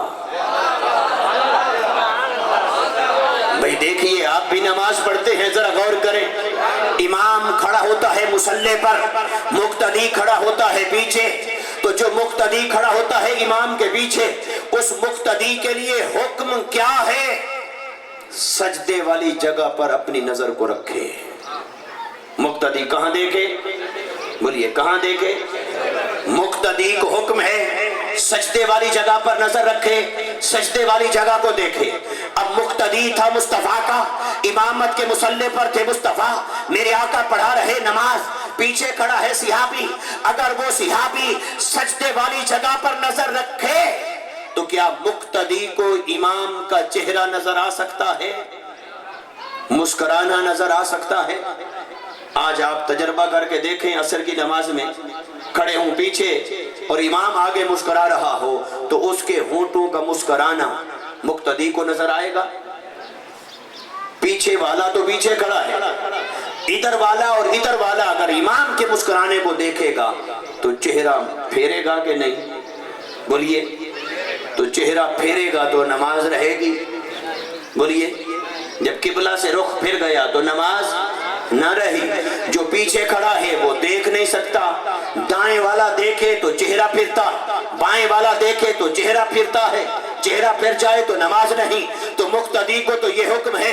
اب آئیے، مقتدی ہے صحابی، امامت کے مصلی پر ہے مصطفیٰ، میرے آقا نے پڑھائی نماز، صحابی کھڑا ہو جاتا ہے، یا رسول اللہ صلی اللہ علیہ وسلم آپ بھی کھڑے تھے نماز میں، میں بھی کھڑا تھا نماز میں، امامت آپ کی تھی، اقتداء میری تھی، مگر میں نے یہ دیکھا آپ کے چہرہ انور کو، آپ کے لبوں کو، آپ کے ہونٹوں کو دیکھا کہ آپ مسکرا رہے تھے۔ یا رسول اللہ مسکرانے کی وجہ کیا ہے؟ میرے آقا نے یہ نہیں فرمایا صحابی کو تو نماز پڑھنے آیا تھا یا میرا مسکرانا دیکھنے آیا تھا، سجدے والی جگہ پہ دیکھنا تھا یا میرے چہرے کو دیکھنا تھا؟ کیا حضور نے صحابی کو ڈانٹ ڈپٹ کی، کوئی ٹوکا روکا؟ میرے آقا صلی اللہ علیہ وسلم نے سوال سنا، پھر میرے آقا نے خاموشی سے جواب عطا فرمایا۔ تو میرے آقا نے خاموشی سے جو جواب عطا فرمایا تو اس جواب کا معنی کیا ہوا کہ صحابہ کا عقیدہ کیا تھا؟ وہ پڑھتے نماز تھے مگر تکتے چہرہ مصطفیٰ کو تھے۔ اذان ازل سے تیرے عشق کا ترانہ بنی، یہ اذان جسے آپ اور میں نماز کا بلاوا سمجھتے ہیں، صحابہ اسے عشق کا ترانہ سمجھتے تھے، کیونکہ آپ اور میں آتے ہیں نماز کے لیے، صحابہ آتے تھے دیدار مصطفیٰ کے لیے۔ تو اذان ازل سے تیرے عشق کا ترانہ بنی، نماز اس کے نظارے کا ایک بہانہ بنی، ادائے دید سراپا نیاز تھی تیری، کسی کو دیکھتے رہنا نماز تھی تیری، ادائے دید سراپا نیاز تھی تیری، اسی کو دیکھتے رہنا نماز تھی تیری۔ تو صحابہ کی نماز تھی کہ چہرہ مصطفیٰ کو تکتے رہتے، مصطفیٰ کی زیارت کرتے۔ تو مجھے بتائیے، رخ پھیر کر چہرہ مصطفیٰ کو تکنے لگ جانا یہ بڑا عمل ہے یا خالی مصطفیٰ کا دھیان آ جائے یہ بڑا عمل ہے؟ تو آج کے بدبخت وہ ہیں جو کہیں دھیان آنے سے ٹوٹتی ہے، اور صحابہ وہ ہیں دھیان بھی مصطفیٰ کی طرف، چہرہ بھی مصطفیٰ کی طرف، سینہ بھی مصطفیٰ کی طرف۔ بلکہ صدیق اکبر مصلی امامت پر ہوں، مرض وصال میں، تو مصلی بھی چھوڑ دے، امام بھی رخ پھیر کے حجرہ مصطفیٰ کو دیکھے، مقتدی بھی رخ پھیر کے حجرہ مصطفیٰ کو دیکھے، تو نماز بھی جاری ہے، عبادت بھی جاری ہے، بندگی بھی جاری ہے۔ پتہ چلا عاشقوں کی نماز ہے صحابہ کی، اور منافقوں کی نماز ہے ان کی جو کہیں دھیان آئے تو ٹوٹ جاتی ہے۔ اچھا، اب صحابی نے پوچھا سوال، یا رسول اللہ صلی اللہ علیہ وسلم آپ مسکرا کیوں رہے تھے؟ میرے آقا نے دیا جواب، فرمایا وہ جبرائیل واپس چلا گیا، اللہ نے اسے واپس بھیجا، دروازہ نہیں کھلا، اور وہ فرشتوں کو لے کر میرے سامنے آ کے کھڑا ہو گیا، صف کے اندر صف باندھ کر ہاتھ باندھ کے کھڑے ہو گئے، اور میں نے اس وقت مسکرایا اس لیے تھا کہ میں نے مسکرا کر جبرائیل کو اجازت دی تھی کہ ہاں اب چلے جاؤ، مصطفیٰ تمہیں اجازت دیتا ہے۔ تو محدثین اور عرفاء نے یہ کہا کہ حضور نے مسکرا کر کیوں اجازت دی؟ نماز پڑھ کے بعد میں دے دیتے، مسکرا کے کیوں اجازت دی؟ مسکرا کے جو ایسے اجازت دی کیوں دی؟ تو محدثین نے کہا اس لیے کہ میرے آقا کے مسکرانے میں بھی ایک معنی تھا، مسکرانے میں بھی ایک پیغام تھا کہ اے جبرائیل اب تجھے سمجھ آ گئی؟ اگر کبھی تیرے دل میں یہ خیال آیا ہو وہ وہاں رہتا ہے، یہ یہاں بیٹھتے ہیں، یہ تو میں آتا ہوں تو کوئی خبر ہوتی ہے، میں آتا ہوں تو کوئی پیغام لاتا ہوں، میں آتا ہوں تو کوئی رابطہ کرواتا ہوں، آج تجھے سمجھ آ گئی کہ مصطفیٰ بیٹھتا تو فرش پر ہے پر حکومت عرش تک چلتی ہے. نہ درمیان میں تیری ضرورت نہ ملائکہ کی ضرورت، بلکہ خدا اور مصطفیٰ کا رابطہ بھی براہ راست ہے، وہی بھی براہ راست ہے. تو آتا ہے تو یہ تیرا اعزاز ہے، یہ تیرا نصیب ہے کہ مصطفیٰ کے دروازے پر آتا ہے، ورنہ مصطفیٰ بیٹھتے یہاں ہیں رہتے وہاں پر ہیں، بیٹھتے فرش پہ ہیں، حکومت عرش پہ چلتی ہے. مصطفیٰ کی اجازت کے بغیر کوئی فرشتہ ہو کر بھی اپنے گھر میں نہیں جا سکتا، کیونکہ یہ دیس بھی مصطفیٰ کا، وہ دیس بھی مصطفیٰ کا. تو یہاں سے جو بات آپ کے سامنے اخذ کرنا چاہتا تھا وہ یہ کہ سیابی نے رخ مصطفیٰ کو دیکھا، پر میرے آقا نے یہ نہیں فرمایا تیری نماز ٹوٹ گئی. اب ایک اور علامہ صاحب اگر آپ اجازت دیں تو ایک اور بڑی لطیف بات ہے اس حدیث کے اس لفظ کے اندر بڑا نکتہ ہے، وہ آپ کو عرض کرتا ہوں. جب نماز کا حکم نازل ہوا اور حضور سے صحابہ نے پوچھا کیسے پڑھیں نماز، کیا ہوتی ہے، کیسے ہوتی ہے، میرے آقا نے فرمایا صلو کما رأیتمونی اصلی. یہ بھی فرمایا جا سکتا تھا صلو کما اصلی، اور کچھ احادیث میں یہ لفظ آئے بھی ہیں، مگر علماء موجود ہیں جب کسی حدیث میں ایک لفظ کا اضافہ ہوگا تو وہ ہر جگہ اسے مقدر مانا جائے گا، جب اس کا ثبوت موجود ہوگا تو تقدیراً اس عبارت کو مانا جائے گا. تو میرے آقا نے کیا فرمایا، اس طرح نماز پڑھو جس طرح تم مجھے دیکھتے ہو کہ میں پڑھتا ہوں. دو باتیں ہیں ذرا غور کریں. حضور یہ نہیں فرما رہے اس طرح پڑھو جس طرح میں پڑھتا ہوں، فرمایا اس طرح پڑھو جس طرح تم مجھے دیکھتے ہو کہ میں پڑھتا ہوں. اس طرح پڑھو جس طرح تم مجھے، تو پتہ چلا حضور نے تو سبق ہی دیکھنے کا دیا ہے کہ نماز ہوگی تب جب مصطفیٰ کو دیکھو گے، اور مصطفیٰ کو دیکھو گے نہیں تو پڑھو گے کیسے. تو نماز تو وہی ہے جو مصطفیٰ کو دیکھ دیکھ کے پڑھی جائے. اور کتنے ہمارے عرفاء اولیاء اور صوفیاء گزرے کہ جب اتحیات میں پہنچتے السلام علیکم ایھا النبی جو پڑھتے تو اس وقت تک نماز کو آگے پڑھتے نہیں تھے جب تک بارگاہ مصطفیٰ سے سلام کا جواب نہ آ جاتا.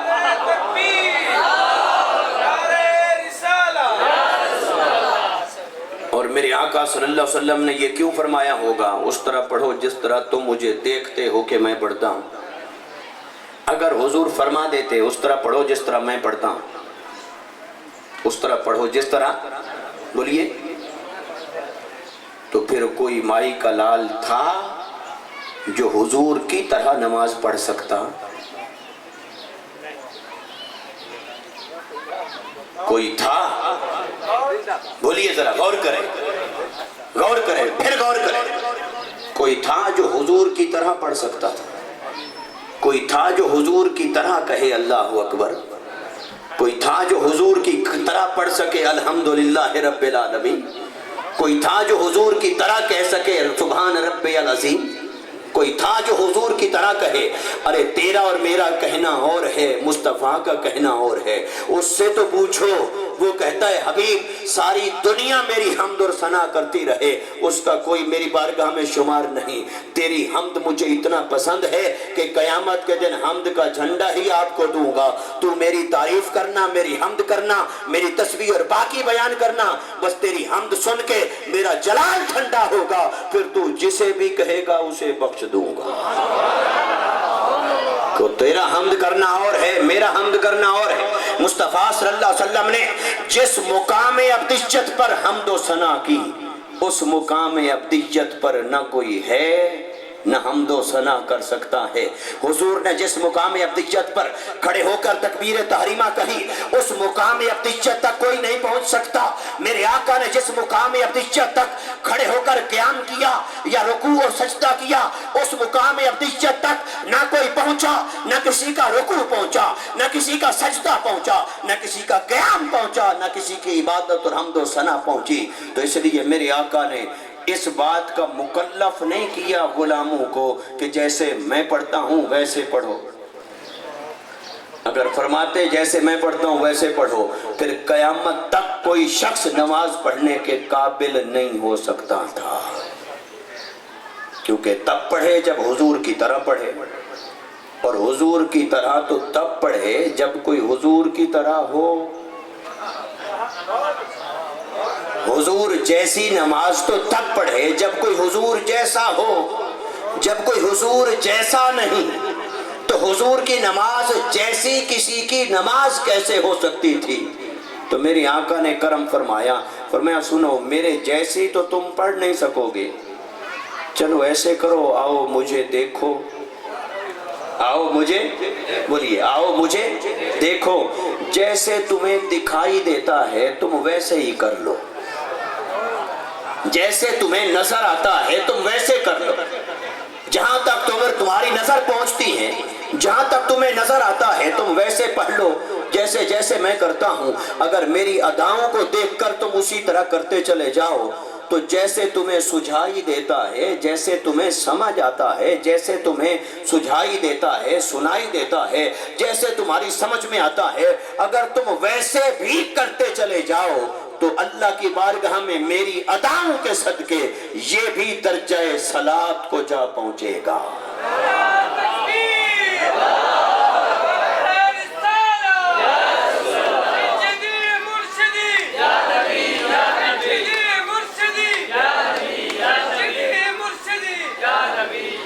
اچھا، موضوع میں نے ایک ہی آج رکھا، وہ یہ کہ عبادت خدا کی اور ادب، کہ حضور کا ادب اور عشق ہر عبادت کے اندر ضروری ہے. بس یہ بات ہے، شروع بھی یہیں سے ہوا تھا، بات بھی یہیں پر. اب آپ ایک اور بات کی طرف توجہ کریں. اللہ نے پورے قرآن کے اندر حضور کا ادب سکھایا پر اپنی نماز نہیں سکھائی. کیوں نہیں سکھائی؟ اس لیے کہ اگر نماز بھی وہ قرآن میں سکھا دیتا، پھر آج یا اس زمانے میں، ذرا غور کریں، اس زمانے کے اندر اللہ کا حکم آ گیا، اے ایمان والو نماز قائم کرو.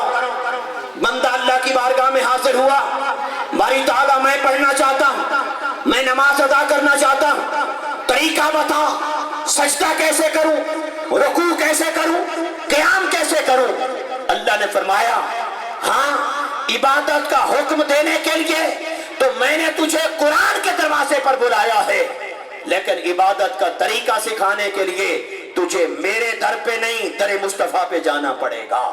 اگر تو سجدے کا طریقہ سیکھنا چاہتا ہے، رکوع کا طریقہ سیکھنا چاہتا ہے، عبادت اور بندگی کا طریقہ سیکھنا چاہتا ہے، میرے مصطفیٰ کے دروازے پر چلا جا. حکم عبادت کا میں دوں گا، طریقہ مصطفیٰ کا، طریقہ عبادت کا بارگاہ مصطفیٰ سے ملے گا. اب اس زمانے کا کوئی شخص اگر کہتا کہ اللہ کے پاس تو جاؤں گا، نبی کے در پہ نہیں جاؤں گا،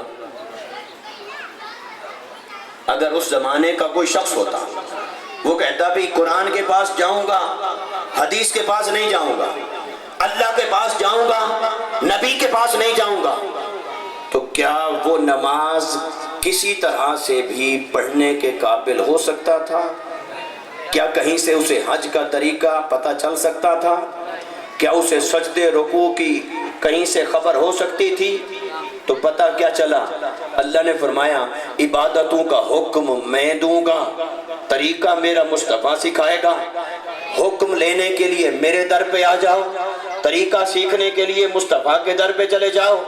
اب آج کوئی یہ کہے کہ ہم صرف اللہ کے محتاج، ہمیں صرف اللہ کی ضرورت، اللہ کے علاوہ کسی کے محتاج نہیں، میں اللہ کے علاوہ نہ نبی کا محتاج، اللہ کے علاوہ نہ ولیوں کا محتاج. اگر اللہ کے علاوہ کسی اور کا محتاج نہیں تو جا، پھر نماز بھی اللہ سے لے کر آ، پھر سجدے کا طریقہ بھی اللہ سے لے کر آ، پھر رکوع کا طریقہ بھی اللہ سے لے کر آ، پھر حج کا احکام اور مناسک اللہ سے لے کر آ. اللہ نے بتا دیا لوگوں سنو، عبادت کا حکم میں دوں گا لیکن طریقہ اسے سکھاؤں گا جو نبی کے در کا محتاج بنے گا، جو نبی کے دروازے پر جائے گا. تو پتہ چلا جب تک انسان اپنے آپ کو نبی کے دروازے کا محتاج نہ کرے، اسے تو عبادت کا طریقہ رب نہیں سکھاتا ہے. وہ ہے جو در خدا کا بھی محتاج ہے، در مصطفیٰ کا بھی محتاج ہے۔ اس لیے اعلیٰ حضرت امام البرکت امام احمد رضا خان فاضل بریلوی رحمت اللہ تعالی علیہ نے فرمایا، بخدا خدا کا یہی ہے در، نہیں اور کوئی مفر مکر، جو وہاں سے ہو یہیں آ کے ہو، جو یہاں نہیں تو وہاں نہیں۔ اچھا، باتیں بہت ہو گئیں اور میں بھی آپ کی محبت میں جذباتی ہو گیا۔ پھر شام کو بھی یہ خطاب کرنا ہے اور یہ باروی صاحب بیٹھے ہیں ساتھ، انہوں نے لے کے جانا ہے، تو اب ایک چونکہ بات کو مکمل کرنا ہے، کسی کنارے لگانا ہے، عصر کا وقت بھی ہونے والا ہے، تو بس تھوڑی دیر اور میں لیتا ہوں۔ یہ اب تک جو میں نے آپ کو بتایا کہ ایک ہے عبادت خدا اور ایک ہے ادب مصطفیٰ صلی اللہ علیہ وسلم۔ عبادت کس نے سکھائی؟ اللہ نے یا پیارے مصطفیٰ نے؟ نماز کا طریقہ کس نے دیا؟ اللہ نے یا پیارے مصطفیٰ نے؟ روزے حج زکوٰۃ کے تفصیلی احکام سجدے رکوع کا طریقہ اللہ نے دیا یا پیارے مصطفیٰ نے سکھایا؟ بولیے بولیے سب، پیارے مصطفیٰ صلی اللہ علیہ وسلم نے سکھایا۔ تو عبادت سکھائی مصطفیٰ نے، تو مصطفیٰ کا ادب کس نے سکھایا؟ کیا حضور نے اپنا ادب خود سکھایا کہ میرا یہ ادب ہے ایسے کیا کرو، یا صحابہ نے سکھایا کہ ہمارے نبی کا ادب ایسے کیا کرو، یا خود خدا نے سکھایا کہ میرے نبی کا ادب ایسے کیا کرو؟ اب پڑھیے قرآن، الحمد سے لے کر والناس تک۔ یا ایھا الذین آمنوا لا ترفعوا اصواتکم فوق صوت النبی، مصطفیٰ کی بارگاہ میں بولنے کا ادب سکھایا ہے خدا نے۔ وَلَا تَجْهَرُوا لَهُ بِالْقَوْلِ كَجَهْرِ بَعْضِكُمْ لِبَعْضٍ، مصطفیٰ کی بارگاہ میں کس لفظوں سے بات کرنی ہے کن سے نہیں، یہ طریقہ سکھایا ہے خدا نے۔ لا تجعلوا دعاء الرسول بینکم کدعاء بعضکم بعضا، میرے مصطفیٰ کو یوں نہ پکارو جیسے آپس میں ایک دوسرے کو پکارتے ہو، مصطفیٰ کو پکارنے کا طریقہ سکھایا ہے خدا نے۔ یا ایھا الذین آمنوا لا تقولوا راعنا وقولوا انظرنا واسمعوا وللکافرین عذاب علیم، اے ایمان والو بارگاہ مصطفیٰ میں رائنا کا لفظ نہ کہا کرو، انظرنا یا رسول اللہ کہا کرو، یہ ادب بھی سکھایا خدا نے۔ تو مجلس مصطفیٰ میں آنے کا ادب بھی خدا نے سکھایا، بیٹھنے کا ادب بھی خدا نے سکھایا، بارگاہ مصطفیٰ میں اجازت لینے کا ادب بھی خدا نے سکھایا، بولنے کا ادب بھی خدا نے سکھایا۔ ان الذین ینادونک من وراء الحجرات، حجرے کے پیچھے کھڑے ہو کر بلانے والے ہیں بے وقوف، مصطفیٰ کو کیسے بلایا جائے یہ ادب سکھایا خدا نے۔ حتیٰ کہ میرے آقا صلی اللہ علیہ وسلم کی مجلس میں اٹھ کر جانے والے اجازت کیسے لیں وہ ادب بھی سکھایا سورہ نور کے اندر قرآن نے۔ حتیٰ کہ میرے آقا نے ایک زوجہ سے نکاح فرمایا، میرے آقا نے دیا ولیمہ، اس ولیمے میں آنے کا، جانے کا، بیٹھنے کا، کھانے کا طریقہ بھی سکھایا رب نے قرآن کے اندر۔ فرمایا فَادْخُلُوا إِذَا دُعِیتُم، دیکھو اس وقت آنا جب تمہیں دعوت دی جائے، جب تمہیں بلایا جائے، صرف وہ آئے جس کو دعوت پہنچے، پھر اس وقت آئے جب اسے بلایا جائے، پھر یہ کہ غیر ناظرین اناء ہو، برتن کو تاڑ کے نہ بیٹھنا، ہنڈیا پک رہی ہو نظریں ٹکا کے نہ بیٹھنا، نہ برتن کو دیکھنا نہ ہنڈیا کو دیکھنا، نگاہیں ٹکا کے نہ بیٹھنا۔ پھر فَإِذَا طَعِمْتُمْ فَانْتَشِرُوا، جب کھا لو پھر فوراً اٹھ کے چلے جانا۔ لا مستأنسین لحدیث، باتوں میں دل لگا کے نہ بیٹھے رہنا، کہیں تمہارا عشق یہ بے قابو نہ ہو جائے کہ آج موقع ملا ہے، مصطفیٰ کی شادی ہے، چلو جی بھر کے باتیں کر لیں، زیارت کر لیں، آج تو خود دعوت دے کے بلایا ہے، آج تو نہیں اٹھائیں گے۔ فرمایا دل لگا کے نہ بیٹھے رہنا، چلے جاؤ، جب کھا لیا فوراً اٹھ کے چلے جاؤ۔ میرے مصطفیٰ نے آرام بھی کرنا ہے، وہ تو حیا کریں گے، رحمت للعالمین ہیں، تمہیں اپنے گھر سے اٹھائیں گے نہیں، مگر رب کو تمہارا کوئی حیا نہیں، مصطفیٰ کے آرام کا خیال ہے، اٹھ کے چلے جاؤ، میرے مصطفیٰ نے آرام کرنا ہے۔ علامہ صاحب یہ قرآن ہے کہ نہیں؟ یہ قرآن ہے حضرت، یہ قرآن ہے، یہ قرآن میں ہے، یہ ہے قرآن، آپ بھی اٹھا کے پڑھ لیجئے۔ اب میں آپ سے کرتا ہوں سوال، میرے آقا نے دیا ولیمہ، वलीमे में आने का तरीका भी रब सिखा रहा है कुरान में। कब आना है सिखा रहा है कुरान में। कैसे बैठना है रब सिखा रहा है कुरान में। कितनी देर बैठना है और चले जाना है रब सिखा रहा है कुरान में। बर्तन को ताड़ के नहीं बैठना रब सिखा रहा है कुरान में। अब हम करते हैं सवाल, बारी ताला नमाज सीखना ज्यादा जरूरी था या वलीमा खाने का तरीका सीखना ज्यादा जरूरी था? नमाज ज्यादा जरूरी थी या वलीमे का तरीका सीखना ज्यादा जरूरी था? मुझे आप बताइए। ये है रब का कुरान, अलहम से लेकर वन्नास तक पढ़िए। अल्लाह ने सजदे का तरीका कुरान में नहीं सिखाया, रुकू का तरीका कुरान में नहीं सिखाया, नमाज का तरीका कुरान में नहीं सिखाया, हज के मनासिक कुरान में नहीं सिखाए, लेकिन मुस्तफा की मजलिस में आने का तरीका रब ने सिखाया कुरान में, बैठने का तरीका रब ने सिखाया कुरान में, बोलने का तरीका रब ने सिखाया कुरान में, लफ्जों का इंतखाब रब ने सिखाया कुरान में, वलीमे का तरीका रब ने सिखाया कुरान में। बारी ताला तेरे कुरान में इबादत के तरीके की तो जगह नहीं, वलीमे के तरीके के लिए जगह है। वलीमा सीखना ज्यादा जरूरी था या नमाज सीखना ज्यादा जरूरी था? आज के किसी तबलीगी से जाकर पूछें नमाज हम पहले सीखें या वलीमा खाने का तरीका पहले सीखें, वो आपको क्या बताएगा? बोले क्या बताएगा? क्या बताएगा? और कुरान से जब ये सवाल किया, ऐ कुरान तू बता नमाज सीख हमें पहले सीखनी है या मुस्तफा के वलीमे का तरीका सीखना? नमाज जरूरी है या वलीमा? नमाज अल्लाह ने कुरान में नहीं सिखाई, वलीमे का तरीका सिखा दिया।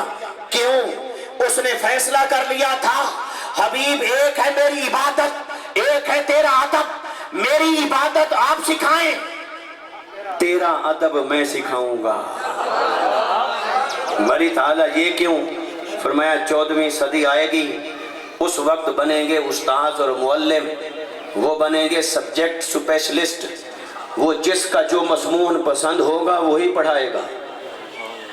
कोई साइंस को पसंद करेगा साइंस पढ़ाएगा, किसी को मैथ पसंद है मैथ पढ़ाएगा, किसी को फिका पसंद है फिका पढ़ाएगा। तो हर कोई पढ़ाता है अपना पसंदीदा मज़मून।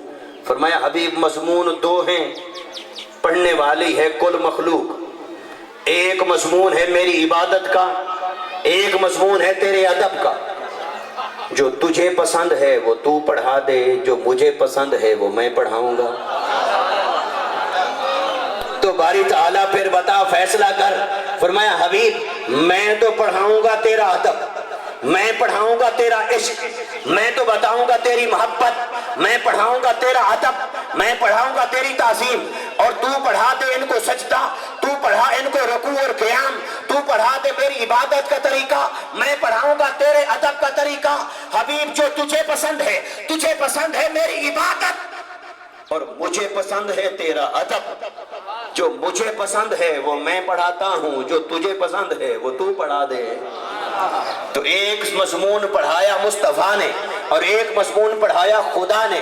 अब मैं आपसे करने लगा हूँ सवाल, आज के नाम निहाद तौहीदी से जरा पूछें, तबलीगी से जरा पूछें, खुदा का पढ़ाया हुआ पहले होगा या नबी के पढ़ाए हुए का दर्जा पहले होगा? तौहीद का तकाजा क्या है? जो खुदा ने सिखाया पहले वो करें या जो नबी ने सिखाया पहले वो करें?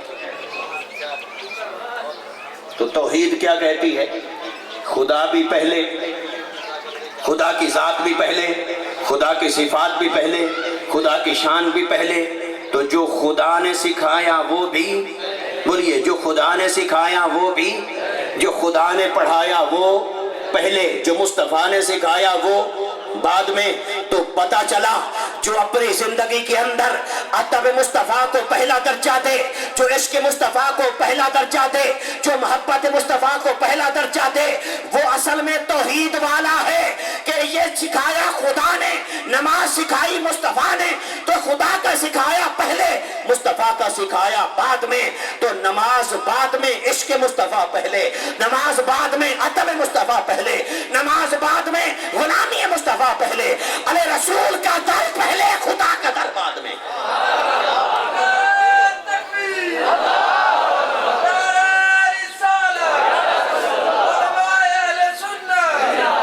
اس لیے دوستو اب آخری بات کی طرف آ جائیں، جو عبادت کرے اور ادب نہ کرے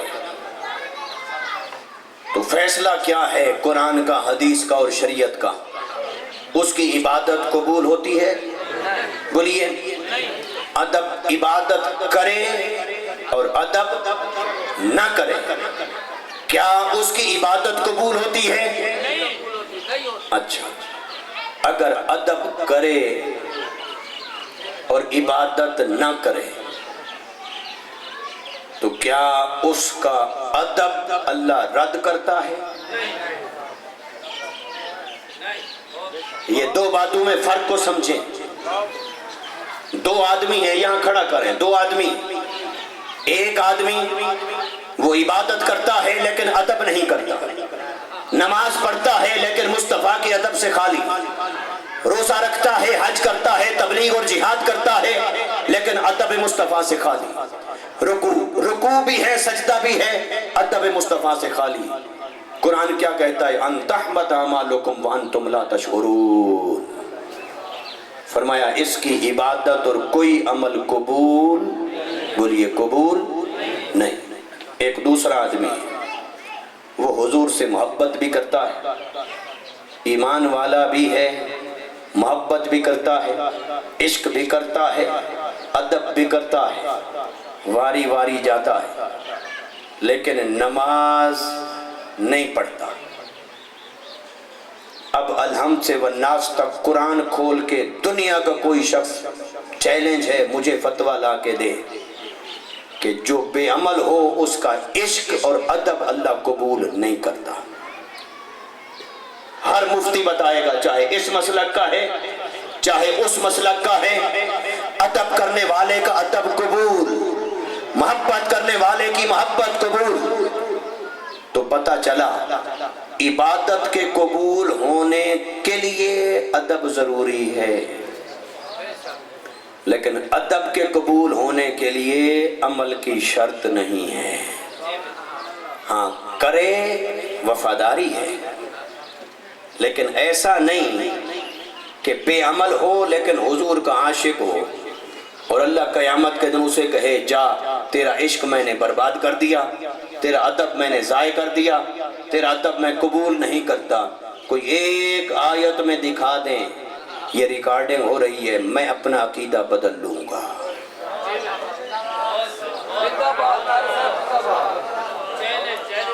ابو لہب نہ مومن نہ مسلمان نہ حضور کا خیر خواہ بلکہ دشمن، ساری زندگی دشمنی اور عداوت کی، لیکن مصطفیٰ کریم صلی اللہ علیہ وسلم کا جب میلاد ہوا، سویبہ یا صوبیہ لونڈی کا نام تھا، عراق دونوں طرف پڑا گیا۔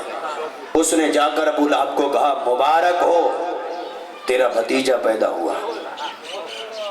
تو اس نے جیسے مبارک کہا، ابو لہب نے انگلی کا اشارہ کر کے کہا جا اس خوشی میں میں تجھے آزاد کرتا ہوں۔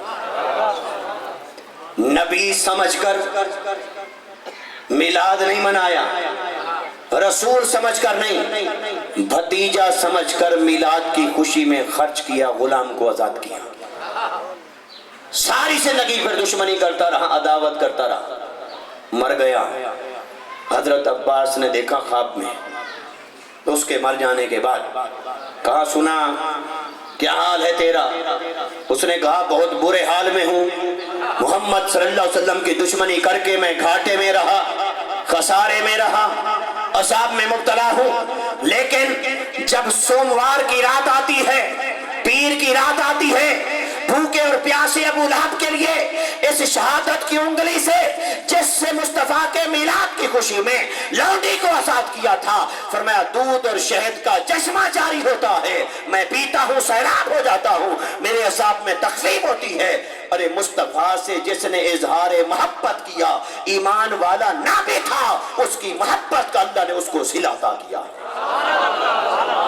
तो पता चला अमल तब कबूल है जब हुजूर का वफादार हो, लेकिन हुजूर का आशिक है, अमल में कमी बेशी हो भी जाए तो बेड़ा पार है। अब आप ये ना कहना, आप कहें हजरत हम तो पहले ही माशाल्लाह सुन्नी हैं, बेअमल हैं, तो आपने हमें अच्छा सबक पढ़ाया है कि अब तो करने की ज़रूरत ही नहीं, जो पहले ही नमाज नहीं पढ़ते, ना शरीयत को जानते हैं, ना अमल करते हैं, तो अगर ये यही रहा तो फिर कौन पढ़ेगा? आपकी तकरीर का फ़ायदा तो कोई नहीं हुआ, लेकिन आज के बाद मस्जिद वीरान हो जाएगी।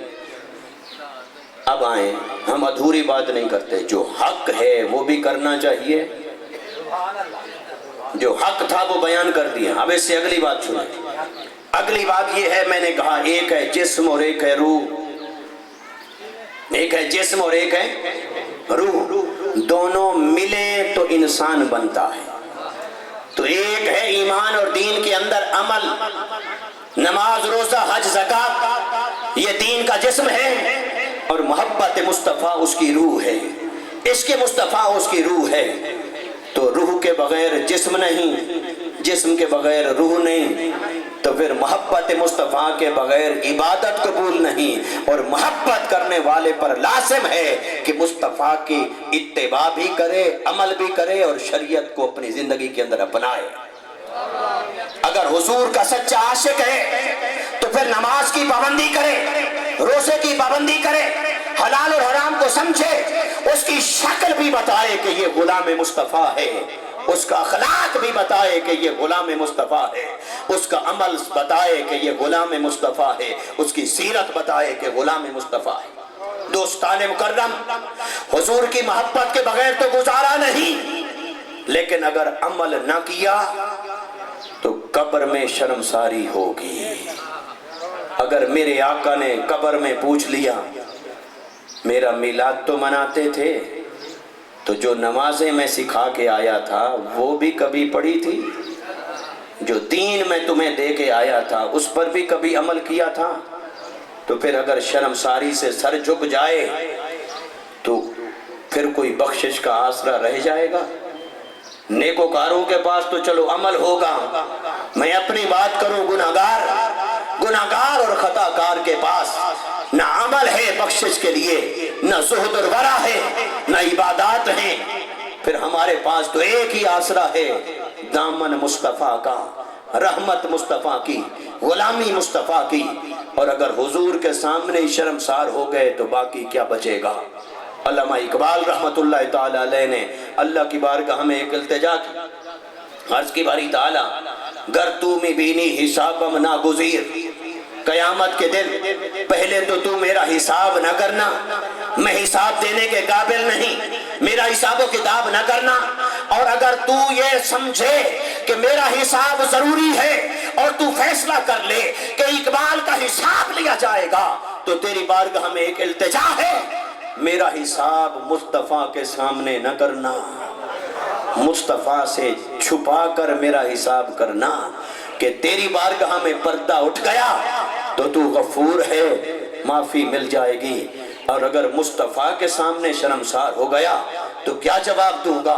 दुनिया आशिक कहती थी, पर मुस्तफ़ा के सामने शर्मसार हो जाए तो फिर वो वफादार नहीं है।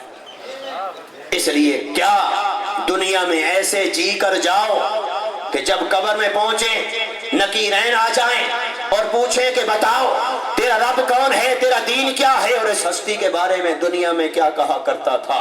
जब नकीरैन पूछे सवाल, मेरे आका कहें फरिश्तों चुप हो जाओ, आज इससे न पूछो कि मैं कौन हूं, आज मैं मुस्तफ़ा बताता हूं ये मेरा गुलाम कौन है। क्योंकि ये मेरा गुलाम जो मेरी वफादारी करके आया है, ये मेरा गुलाम जो मेरी मोहब्बत को सीने में बसा कर आया है, یہ غلام جو میرے عشق سے اپنے سینے کو آباد کر کے آیا ہے، پھر یہ میری شریعت پر عمل کرتا تھا، میرے دیے ہوئے قرآن کی لاج رکھتا تھا، میرے دی ہوئی سیرت کو اپناتا تھا، پھر مصطفیٰ کے دیے ہوئے سے عمل کرتا تھا، تو اس کی وفاداری اللہ کے حضور بھی پسند ہے، مصطفیٰ کے حضور بھی پسند ہے۔ دوستو، جو اللہ کا وفادار ہے وہ اس کو اپنائے جو اللہ نے سکھایا،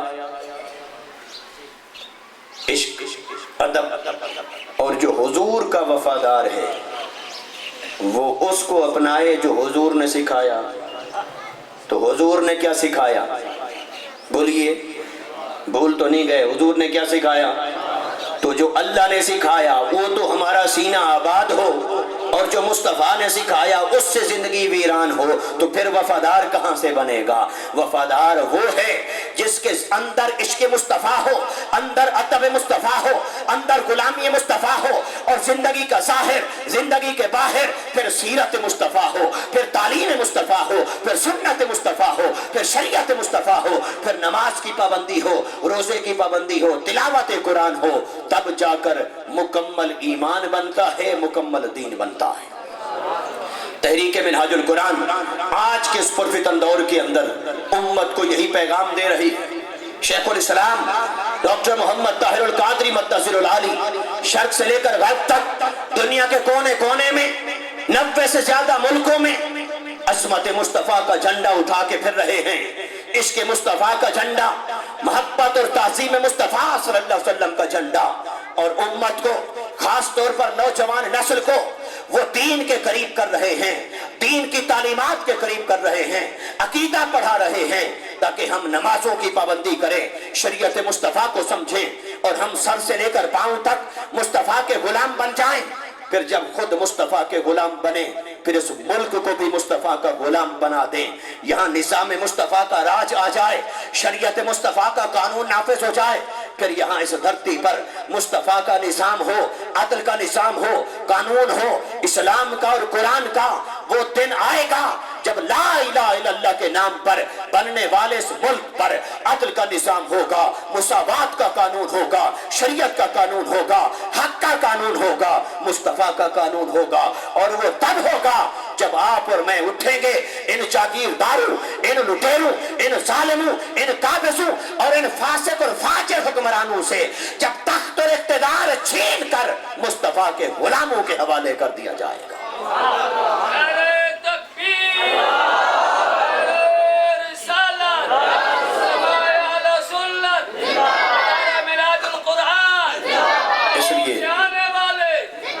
اس لیے دوستو، آؤ شیخ الاسلام اس مرد کلندر کے پیغام کو سمجھیں۔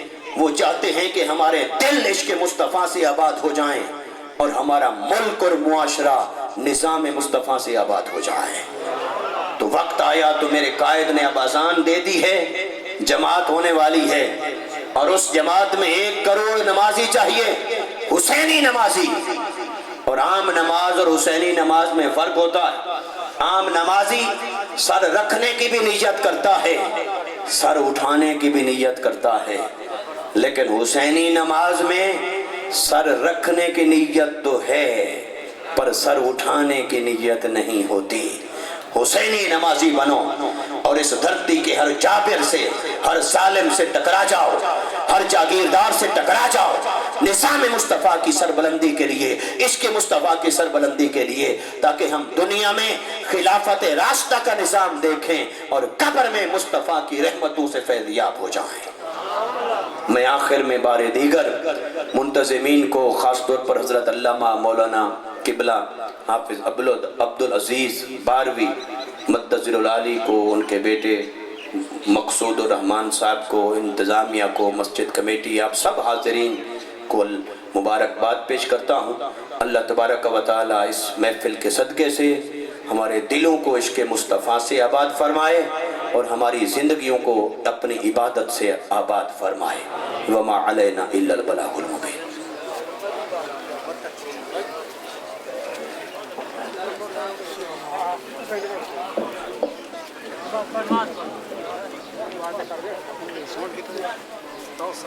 مصطفیٰ جان رحمت پیدا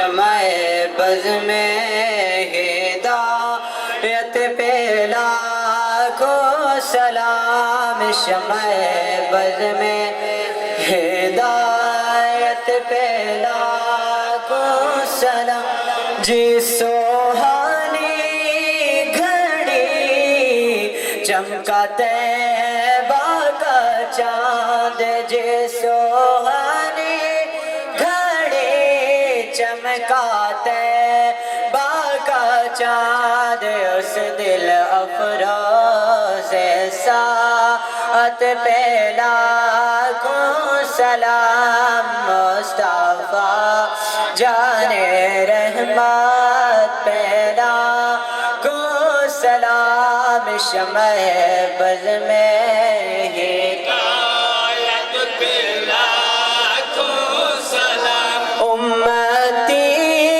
امتی لب پہ جاری رہا امتی امتی لب پہ جاری رہا امتی تیری قسمت پہ لاکھوں سلام مصطفیٰ جان رحمت پہ لاکھوں سلام شمع بز میں ہدایت پہ لاکھوں سلام مجھ سے خدمت کے خود سیکھا ہے ہر رضا مجھ سے خدمت کے خود سیکھا ہے ہر رضا مصطفیٰ جان رحمت پہ لاکھوں سلام شمع بز میں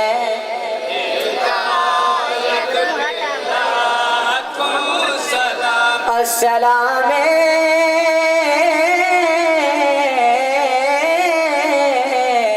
سبز گنبد کے مکین السلام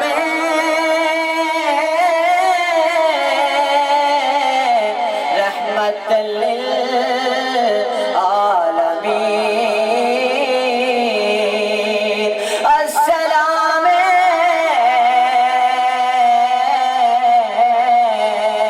گلشن وحدت کے پھول یہ سلام آج جانا ہو قبول دست بستہ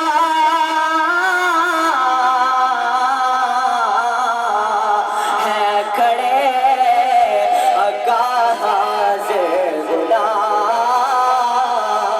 پیش کرتے ہیں غلامانہ سلام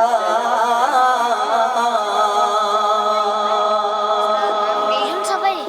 Median itu. Hai Yunus.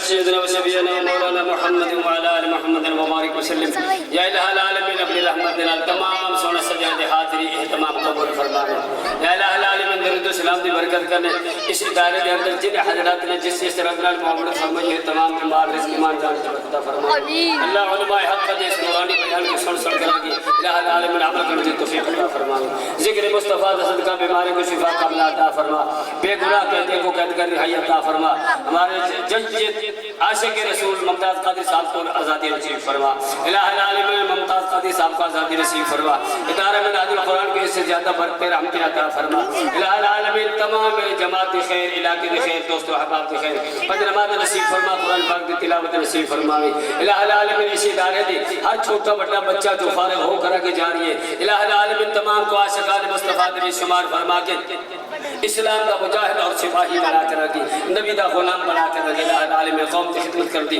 توفیق عطا فرماوی جمی احباب دور دراز کرے ذمہ حضرات ملک صاحبان جت تشریف کے نان تعاون کرتے رہ گئے سب کی خیرات قبول فرماوی جبھی میری ہو سمجھے درد تمہارا یا رسول اللہ یہی ہے ایک جینے کا سہارا یا رسول اللہ میں سو جاؤں یا مصطفیٰ کہتے کہتے کھلے آنکھ صلی علی کہتے کہتے لا الہ الا اللہ محمد رسول اللہ اذان تھی بھی اذان کے بعد انشاءاللہ نماز اور بہر والے حضرات رہ بجائے انتظام لنگر نہیں پیا انشاءاللہ تعالی کل علامہ شیخ الحدیث و تفسیر سیالوی صاحب کا نورانی بیان ہو سی ملک نذیر صاحب ہو سی باقی دیگر حضرات بھی ہوتے ہیں انشاءاللہ ٹھیک 10 بجے جلسہ شروع ہو جاسی